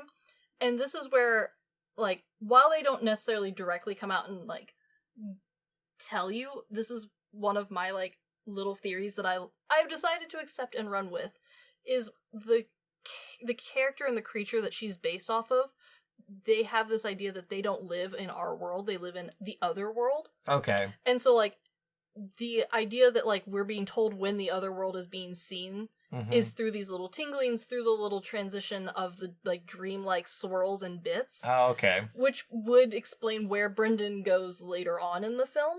But, like, I like that it's never, like, directly given to you. It's just kind of like sprinkled throughout the whole movie whenever we like are going into a possibility, into this dreamlike state. Okay. Or fairy version of things. Yeah, I'm gonna have to rewatch it because, as you know, I don't really pick up on the music or too much of the sound effects unless it's like jarring or the Wilhelm scream. Yeah, this is one of the movies that my husband and I listen to the soundtrack repetitively. I don't blame you. It's so good. I instead, when I was writing this outline, I put on a Wind Waker soundtrack. It's also a good soundtrack. But it's time for Brendan to go. He's drawn back, but before he leaves, he's kind of drawn to this dark and forgotten tomb, which is the Cave of the Dark One, Kramkruk. Kramkruk. Is it Kramkruk? I believe so. Or Karamkil. No, I think it's Kramkruk. Again, we Kramkruk. Yeah. We didn't do a whole lot of research on him because he's really brief. He's a pre-Christian pagan god in the one of the Celtic mythologies. I think is kind of like deity of death is kind of like the overarching theme with him. He's the one that, if I remember right, this is part of St. Patrick or St. Columkill's mythology of they convinced or they forced the people to stop worshiping him because he demanded human sacrifices, basically. Yeah, and I think by this point in history, like, we've accompanied it to St. Patrick, but like the idea was like, along with banishing snakes and wolves, he also banished this guy. Snakes were probably a term for the pagans, but no, definitely, because like otherwise this man's doing the most work of anybody else killing snakes. He's just going around beating the hell out of snakes. Eventually make a snake whip with snakes. Beat snakes with snakes. You could. I'm not... Yeah, exactly. You could. Make you a nice snake rope, snake belt, make them know you're coming. He's just clothed in snake. I am the snake. But we also get that Brendan is so naive. He's very much blinded by his faith versus reality because, again, he hasn't been taught about these gods. No. He doesn't believe they exist, basically. And so, also, he just kind of accepts at face value what anyone tells him. So if Aisling tells him, like, don't go in there, that's the home of the Dark One, or the cave of the Dark One, he's like, Roger, Roger, won't do that. No, he goes right, he does the exact opposite. He goes right in because Aisling is the one who has to stop him by breaking one of the statues to get in front of his way because Brendan's being pulled in by Kramkruk. Yeah. And we also see this bit of, like, Aisling isn't as powerful as she used to be. No. I mean, it's collapsed. Like, it takes a great amount of power for her to resist Kramkruk. Yes, it is definitely a corruption of some kind. Yeah. Also, the setting of this tomb is inspired by megalithic tombs, specifically the ones found on Bow Island, another Irish island. Which megalithic architecture, if you get a chance, is actually kind of fascinating. So cool looking. But we return to Kells, and now he's friends with Aisling, and he's welcome back in the forest whenever he wants. And also, the cat seems to have truly warmed up to him. Yeah. And now, I like this little play with time, too, as we're seeing other parts of Kells, because some of the huts are now full stone. Yes. And it also makes me think that the passing of time feels a little bit weird at this part, because it's almost like how we talk about, like, there's in folklore and UFO stories, there's these stories of time gaps. Yes. And we really see that. And I just wonder if it was just, this was a part that was kind of maybe cut differently. That's possible. The other thing that I think is a possibility is, like, children don't necessarily perceive time super great. Especially, like, when you're 12. You're having fun, time flies. And boy, like, when you're a kid, time flies different. Like, that hits different than, like, adult time flying, right? So, like, it's very, like, realistic for me to, like, think about all the times that Brendan is now, like, he has something Brendan has something to look forward to at the end of the day where he gets to go work on the in the scriptorium. He's like he's double booked himself. He's supposed to be helping Abbott with the wall as much as he can. So, like, he's not really noticing the, like, individual days anymore. Yeah. Which, I mean, it's a good thing too, because the pacing of this movie, I'm glad they cut as much as it did because it's a quick watch. It is.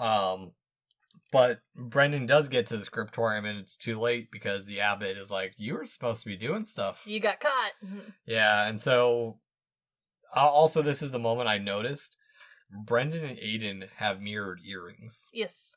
I don't know if it has a meaning necessarily, other than just, like, to show a kinship. I think it's kinship, just to say they are... Brendan is... depending on what path he is, Brendan is going to become that. Yes.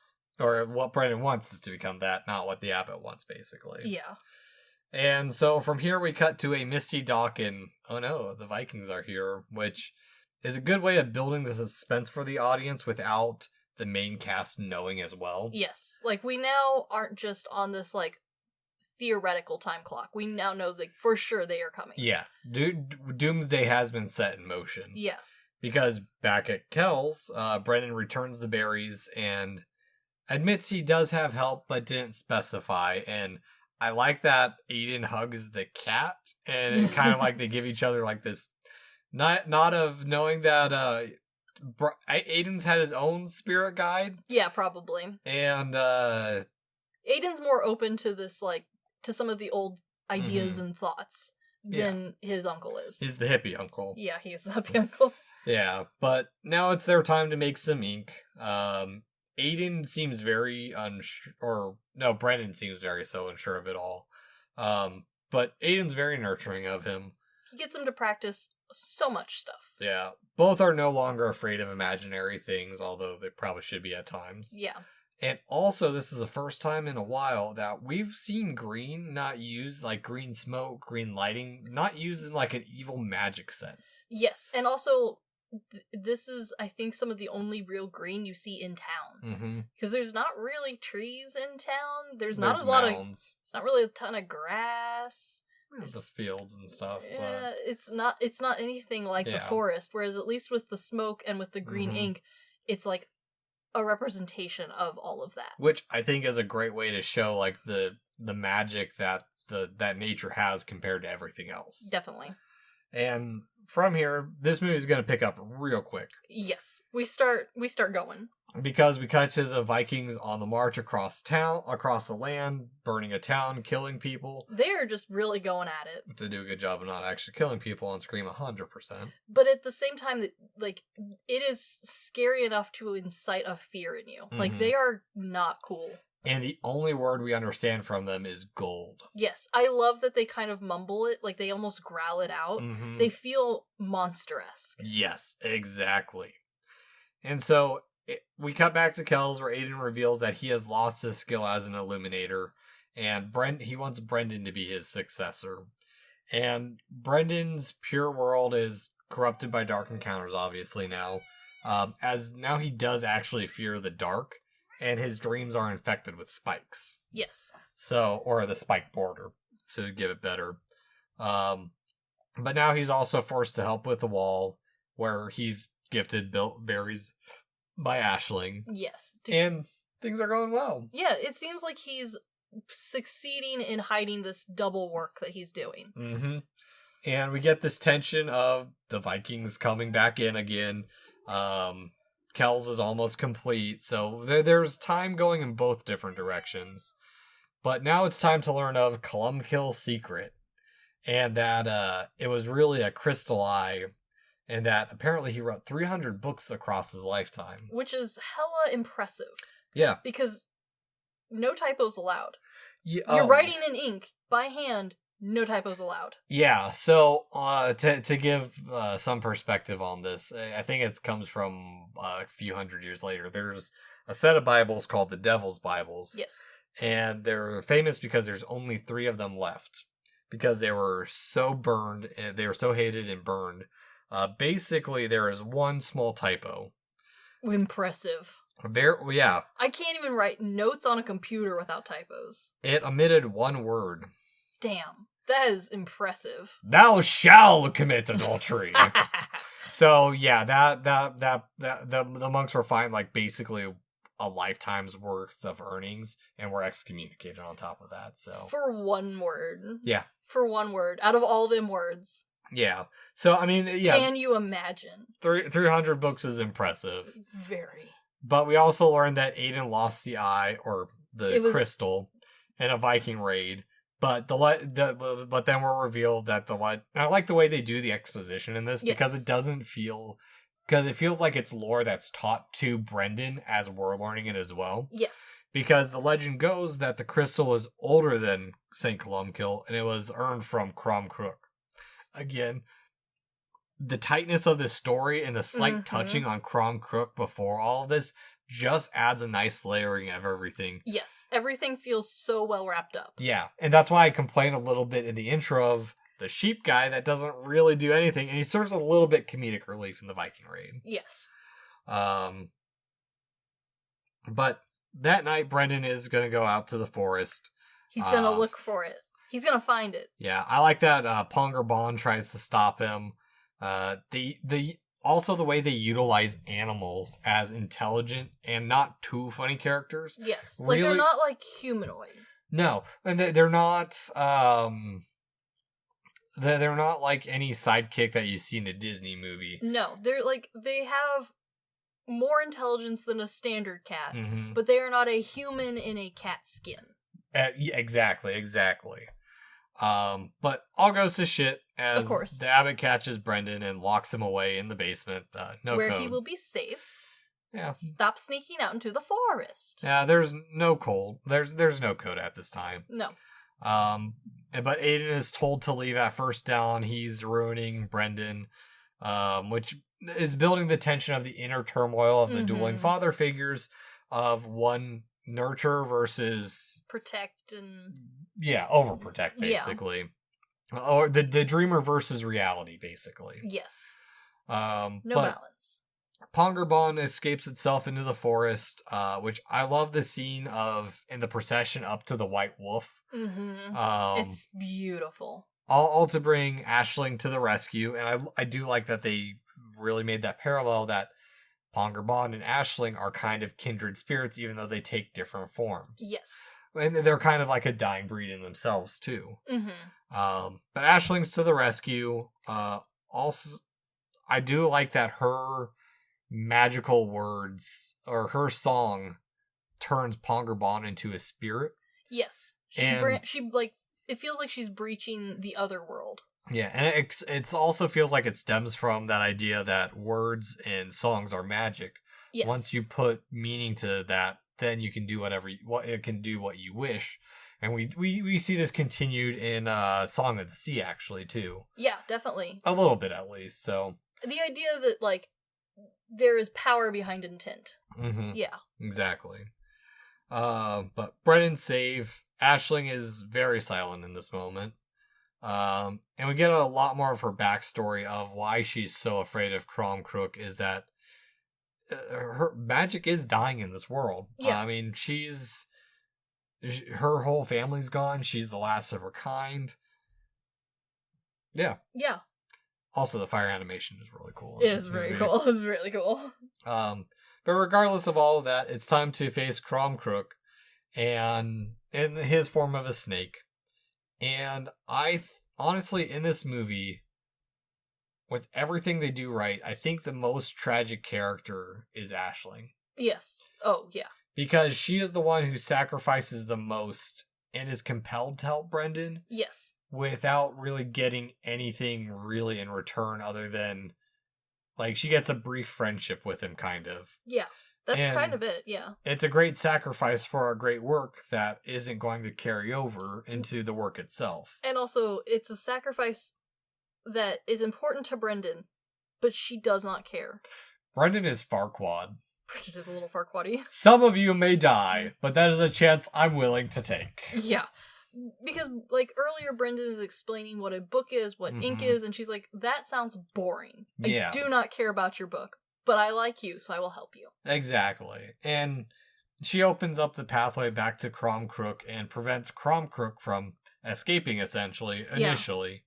Yeah. But it's time for the fight itself, in which I like the way that they make depth out of flatness. Yes. How, like, they do the Celtic symbols and stuff, or, like, attempted, but more angular style.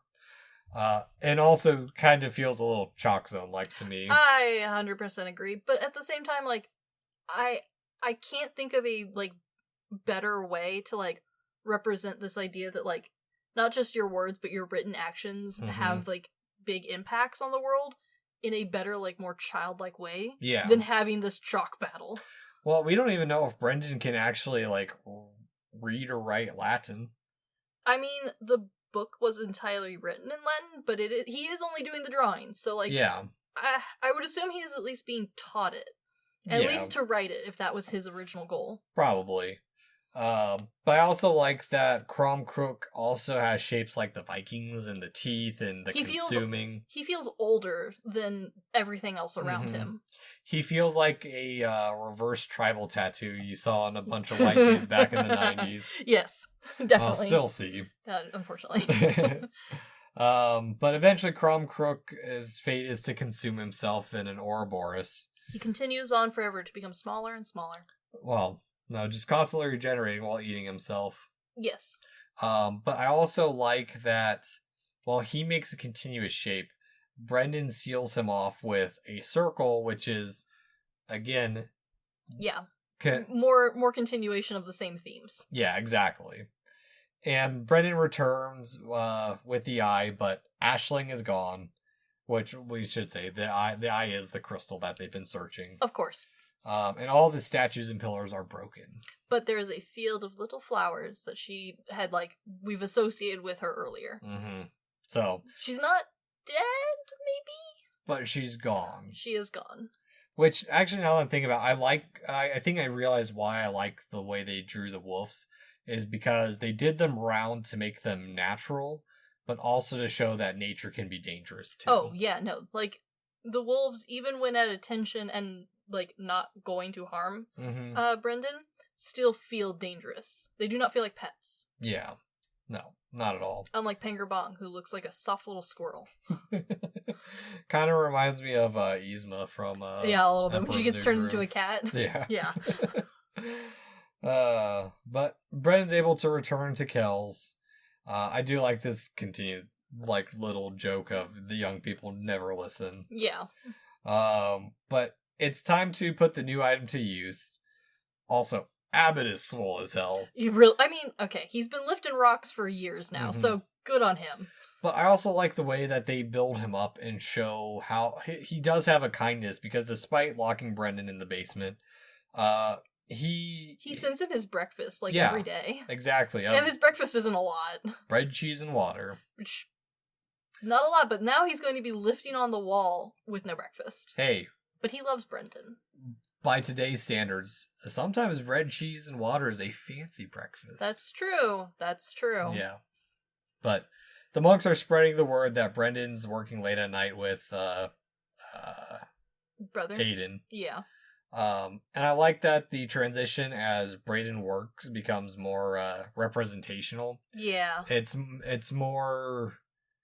it changes from stuff he's already, seen other people work on to clearly being inspired by the nature that he saw earlier. Yes.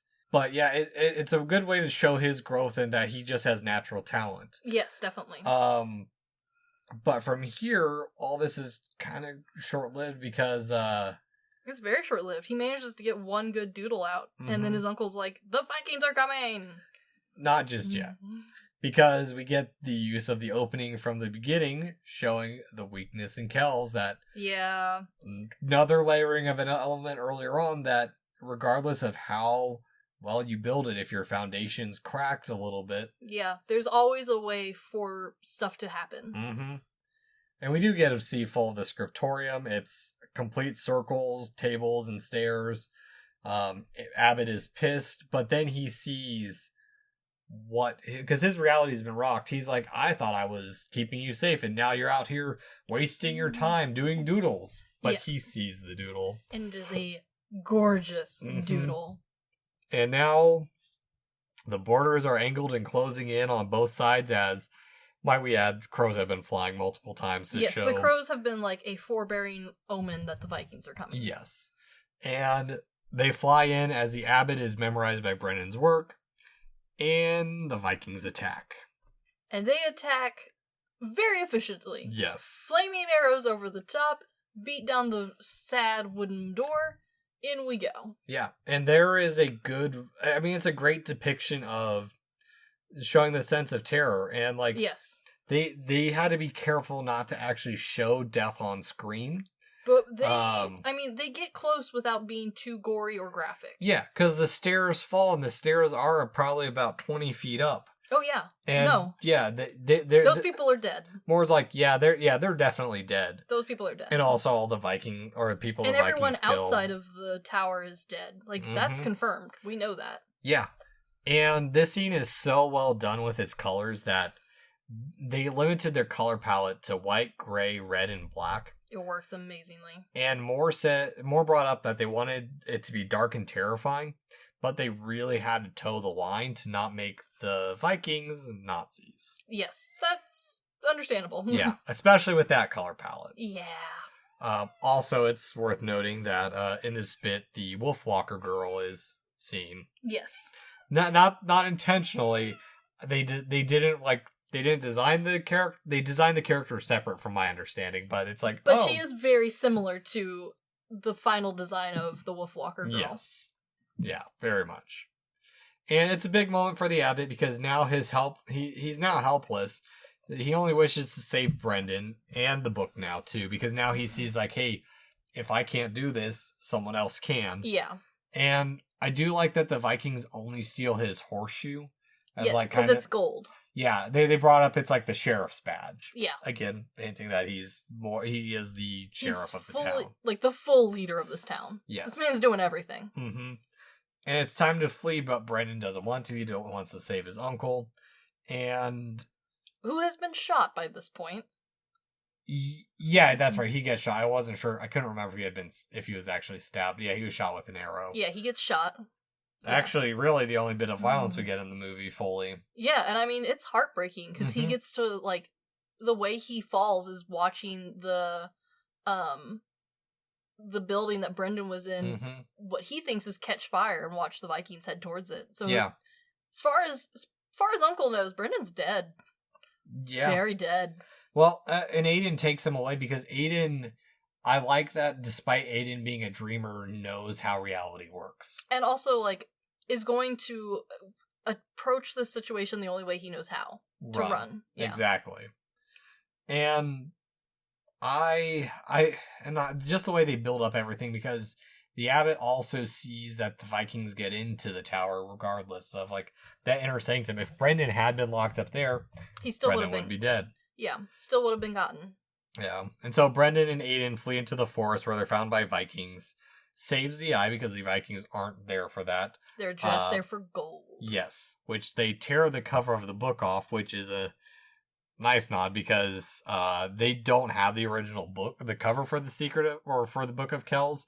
It was stolen at some point. Yes, because it would have been inlaid with gold and jewels. Yes. Catholic style. And I do have some questions. Well, the Vikings are killed. They're saved. Why didn't they just take the book cover back? Gotta run. There's more Vikings coming. It takes 2 seconds. Also, though, the only person here who knows that those wolves aren't going to kill them is Brendan. True. As far as Brother Aiden knows, those wolves are coming for them next. Yeah. I do like it's also a little play on that, even as powerful as you are, you can't defeat nature. Yeah. Yeah. Yeah. And also the swords fall in a cross formation, too. That is very poetic. Yeah. And this is the part where we finally see that Aisling is no longer able to return to her fairy form. She only starts appearing in the wolf form. Yes.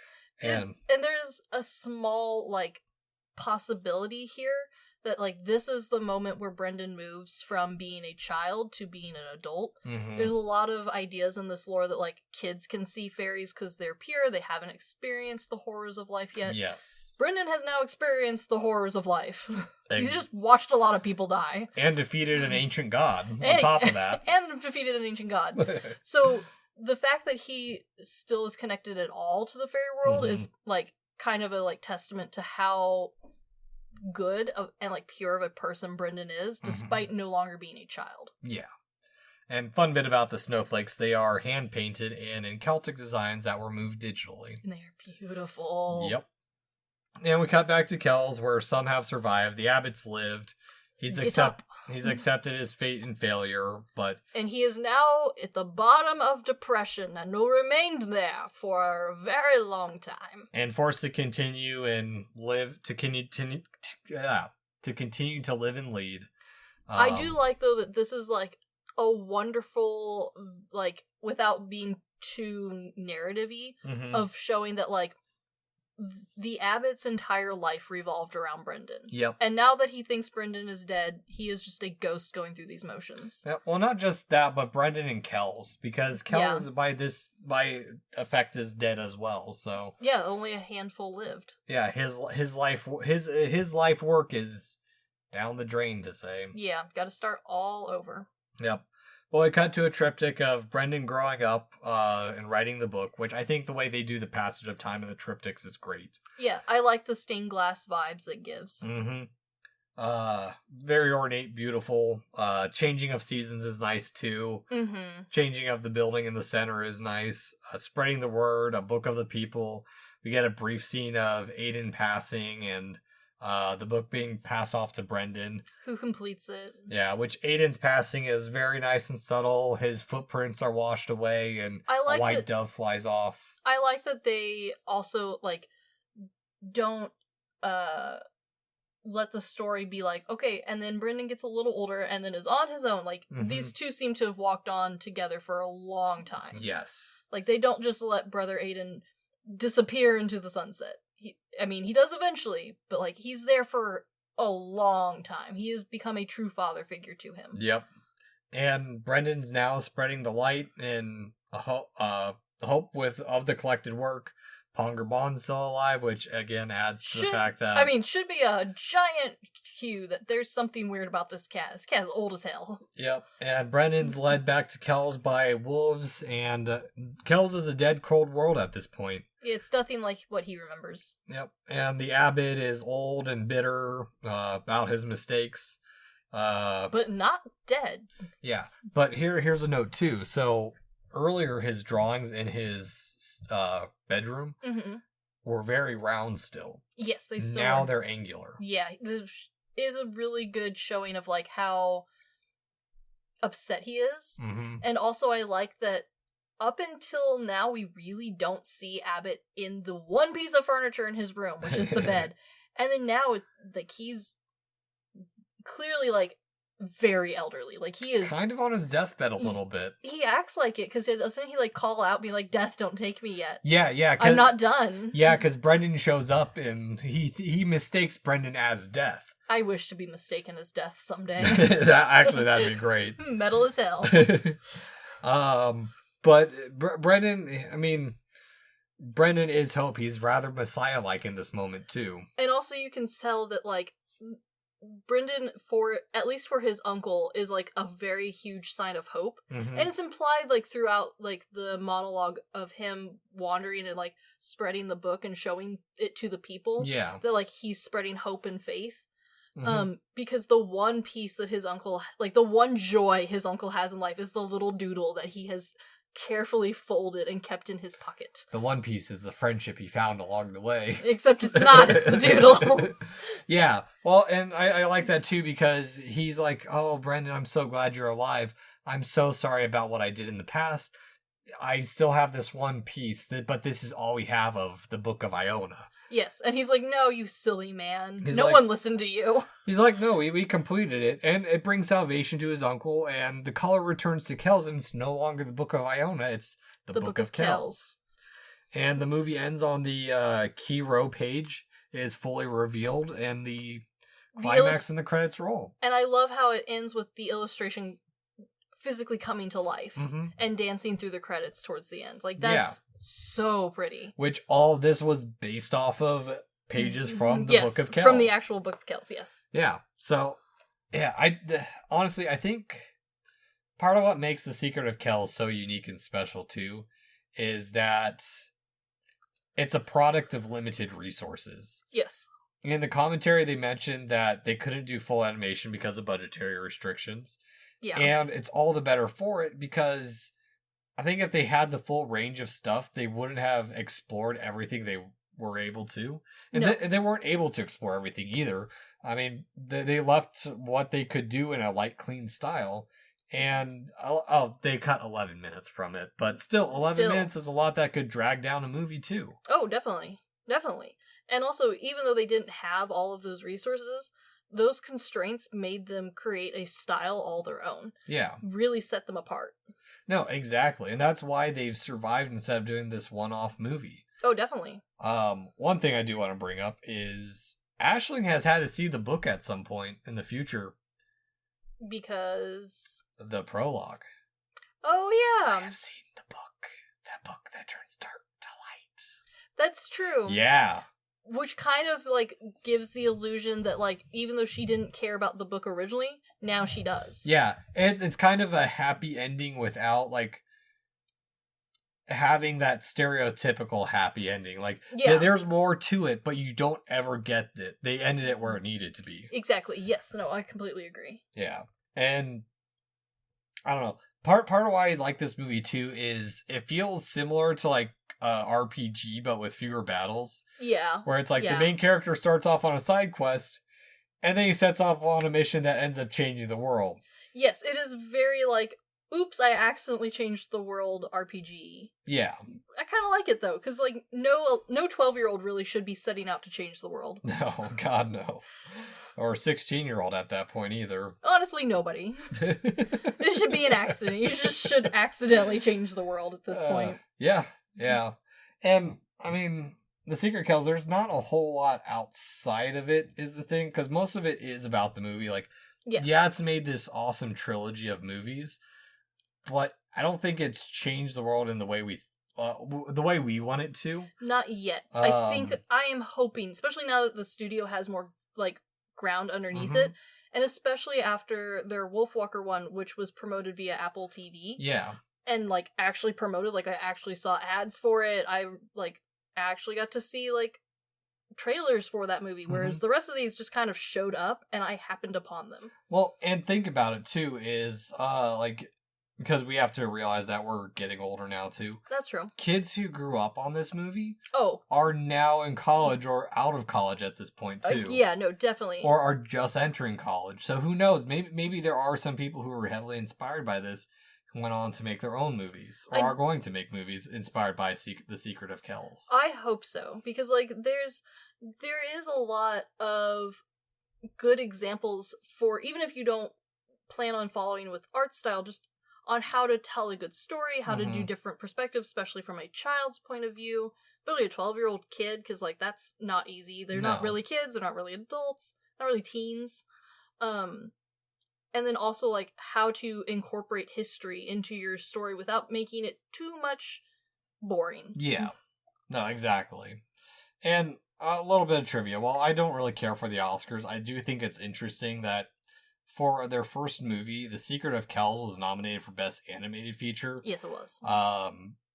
And it was up against Coraline, which we did at the start of this year. Yes, another very impressive Brought movie. up Fantastic Mr. Fox quite a bit in our... which is another fantastic. However, I will say I do wish there was a separate category for claymation versus animation. I think they are different mediums and deserve I don't think recognition. there's enough stop motion for it to be separate. Not yet. Maybe someday. Yeah. As well as The Princess and the Frog, and they all lost to Up.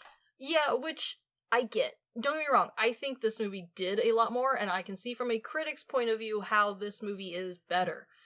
With that said, though, I think Up made a bigger impact. I'll tell you one thing. Yeah. I haven't seen 2 of those movies on that list. Okay. I bet you can guess which 2. Well, I know you haven't seen Fantastic Mr. Fox yet. No, I have. Oh, you did? Yeah, I was like... So then you haven't seen Princess and the Frog and Up. Yes. Okay. Well, Princess and the Frog, fantastic villain, wonderful retelling, very good.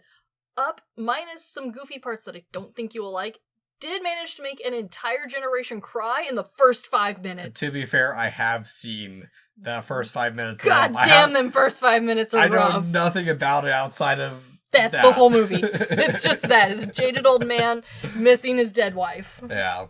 So, like, don't get me wrong. I think from a critic's point of view, Secret of the Kells definitely blows these out of the water. The techniques are better. The artistic impression is better. They're definitely more unique. But with that said, while it is good, Up definitely had more of an impact. Yeah, more widespread Yes. cultural appeal. There's not a soul on this planet who doesn't know the intro to Up. Yeah, Even if you haven't seen the movie, you've seen those first 5 fucking minutes and you know the thing. That's you know all I've seen. You know the soundtrack, and everyone was. I don't know the soundtrack. Once you hear it, you'll be like, "Yep, I'm feeling them tears coming. I can feel the snot clinging to my nose." But yeah, I also just looking back on this, on The Secret of Kells, especially watching it compared to the other two. Mm-hmm. And I watched them back to back for this because I have the set, so I might as well have. Honestly, I feel like they're really fun to watch back to back, just because Yeah. there are subtle differences that are fun to catch. But I think one thing I do appreciate is that they didn't intend for it to be a trilogy. No, they just ended up with the 3 of them. And I think they said that they're not planning on doing another Irish movie is the thing, which honestly, no, which I think is fair, especially after watching what they managed to do with The Breadwinner. Mm-hmm. Movie was mind-blowingly good. I gotta add it to my list. You gotta add it to your list. It's such a good telling of a part of the world we don't normally see stories come from. Yeah, but I think comparatively, I still think The Secret of Kells is their best of those 3. Yes, I agree. And in all honesty, and we'll get to Wolfwalker at some point someday. Definitely. It's it's my husband's favorite. Wolfwalker feels like a second attempt at The Secret of Kells, but with minor changes, and feels like what they wanted to accomplish with The Secret of Kells, but were limited to. And I think the reason for that is while the lore and history is there for both of the other 2, one is set much more modern times. The Song of the Sea is set, hard to say, but it's at least modern enough, right? Yeah. Like, we're not medieval. And with Wolfwalker, it's more a limited history, where there's a few characters who seem to be based off of a real person in history, but there's not the, like, depth that Secret of the Kells managed to grab. Yeah. No, it definitely stands out. They're honestly, even amongst their movies, there's nothing like Secret of Kells, I'll say. That's very true. Yeah. So, I guess, Chris, on our good, bad, weird rating, what do you rate this movie? Oh my god, this movie's so good. It's a solid good. It's so good. There's no ifs, ands, or buts. It is one of the best animated movies out there. I think it has much more depth than a lot of the other movies. Yes. And honestly, more depth than their other 2 movies, too. Yeah. I think the only reason why I might consider the only other thing that I've seen that I think even competes with it is Breadwinner, but it's in a different way, because that is a modern piece, where this is a historical piece. Okay. So that one equally is good, different reason for it to be good. This one, though, pinnacle of their piece, and I will continue to force my friends and family to watch this to my dying breath. I've already told my mom she needs to watch Your mother would like this movie. Oh, she would. Your mother would really like this movie. After all of the times we have thrown her beep beep straight under the bus, this is our gift to her. She's already aware that we're going to be throwing her under the bus for like the next 2 or 3 episodes, so... I'm giving her warnings ahead of time now. Go ahead and just order those flowers. But so you've said you would 100% recommend this movie. Oh my god, yes. Everyone needs to watch it. I don't care if you're not into kids films. I don't care if you're not really into animated. This is a masterpiece. This is a work of art that I think everyone needs to see at least once. Well, and that's the thing is, I think it's a little too much to say it's a children's movie, because it's really not. It's just it's a good animated movie. And I think that is part of it, is that for so long, and especially truthful us growing up. Oh, yeah. Is that I know in my household, animated was generally associated with children. We definitely had the same problem. Yeah. Them 90s movies, we knew there were not for kid ones. They just hadn't hit the mainstream yet. Yeah. And, like, I mean, for me, that ground really broke when I was in, like, middle school, when I was staying up too late watching Adult Swim anime. I think by the time everyone knew that Cool World existed and that it wasn't one of a kind, that's when everyone was like, oh, maybe we should pay more attention, but we're still struggling with that. I mean, the amount of parents who took their kids to Deadpool, we know that there's, that as a group, we still struggle with knowing what is just good and appropriate for everyone versus for kids versus for adults. We still have a hard time getting the general audience to, like, understand that. Yeah. Despite all of the attempts we've made. Yeah, to be fair, like Ninja Scrolls mixed in with a bunch of my other anime on my shelf that are child-friendly, so... Yeah. I have 2 different cabinets, kid-friendly and not kid-friendly. I don't One is locked. Mine's blended so much I can't do that. Well, you also don't have a child living in your house. Yeah, true. But, yeah. Anywho, this has been The Good, the Bad, and the Weird. Thanks for listening. Peace!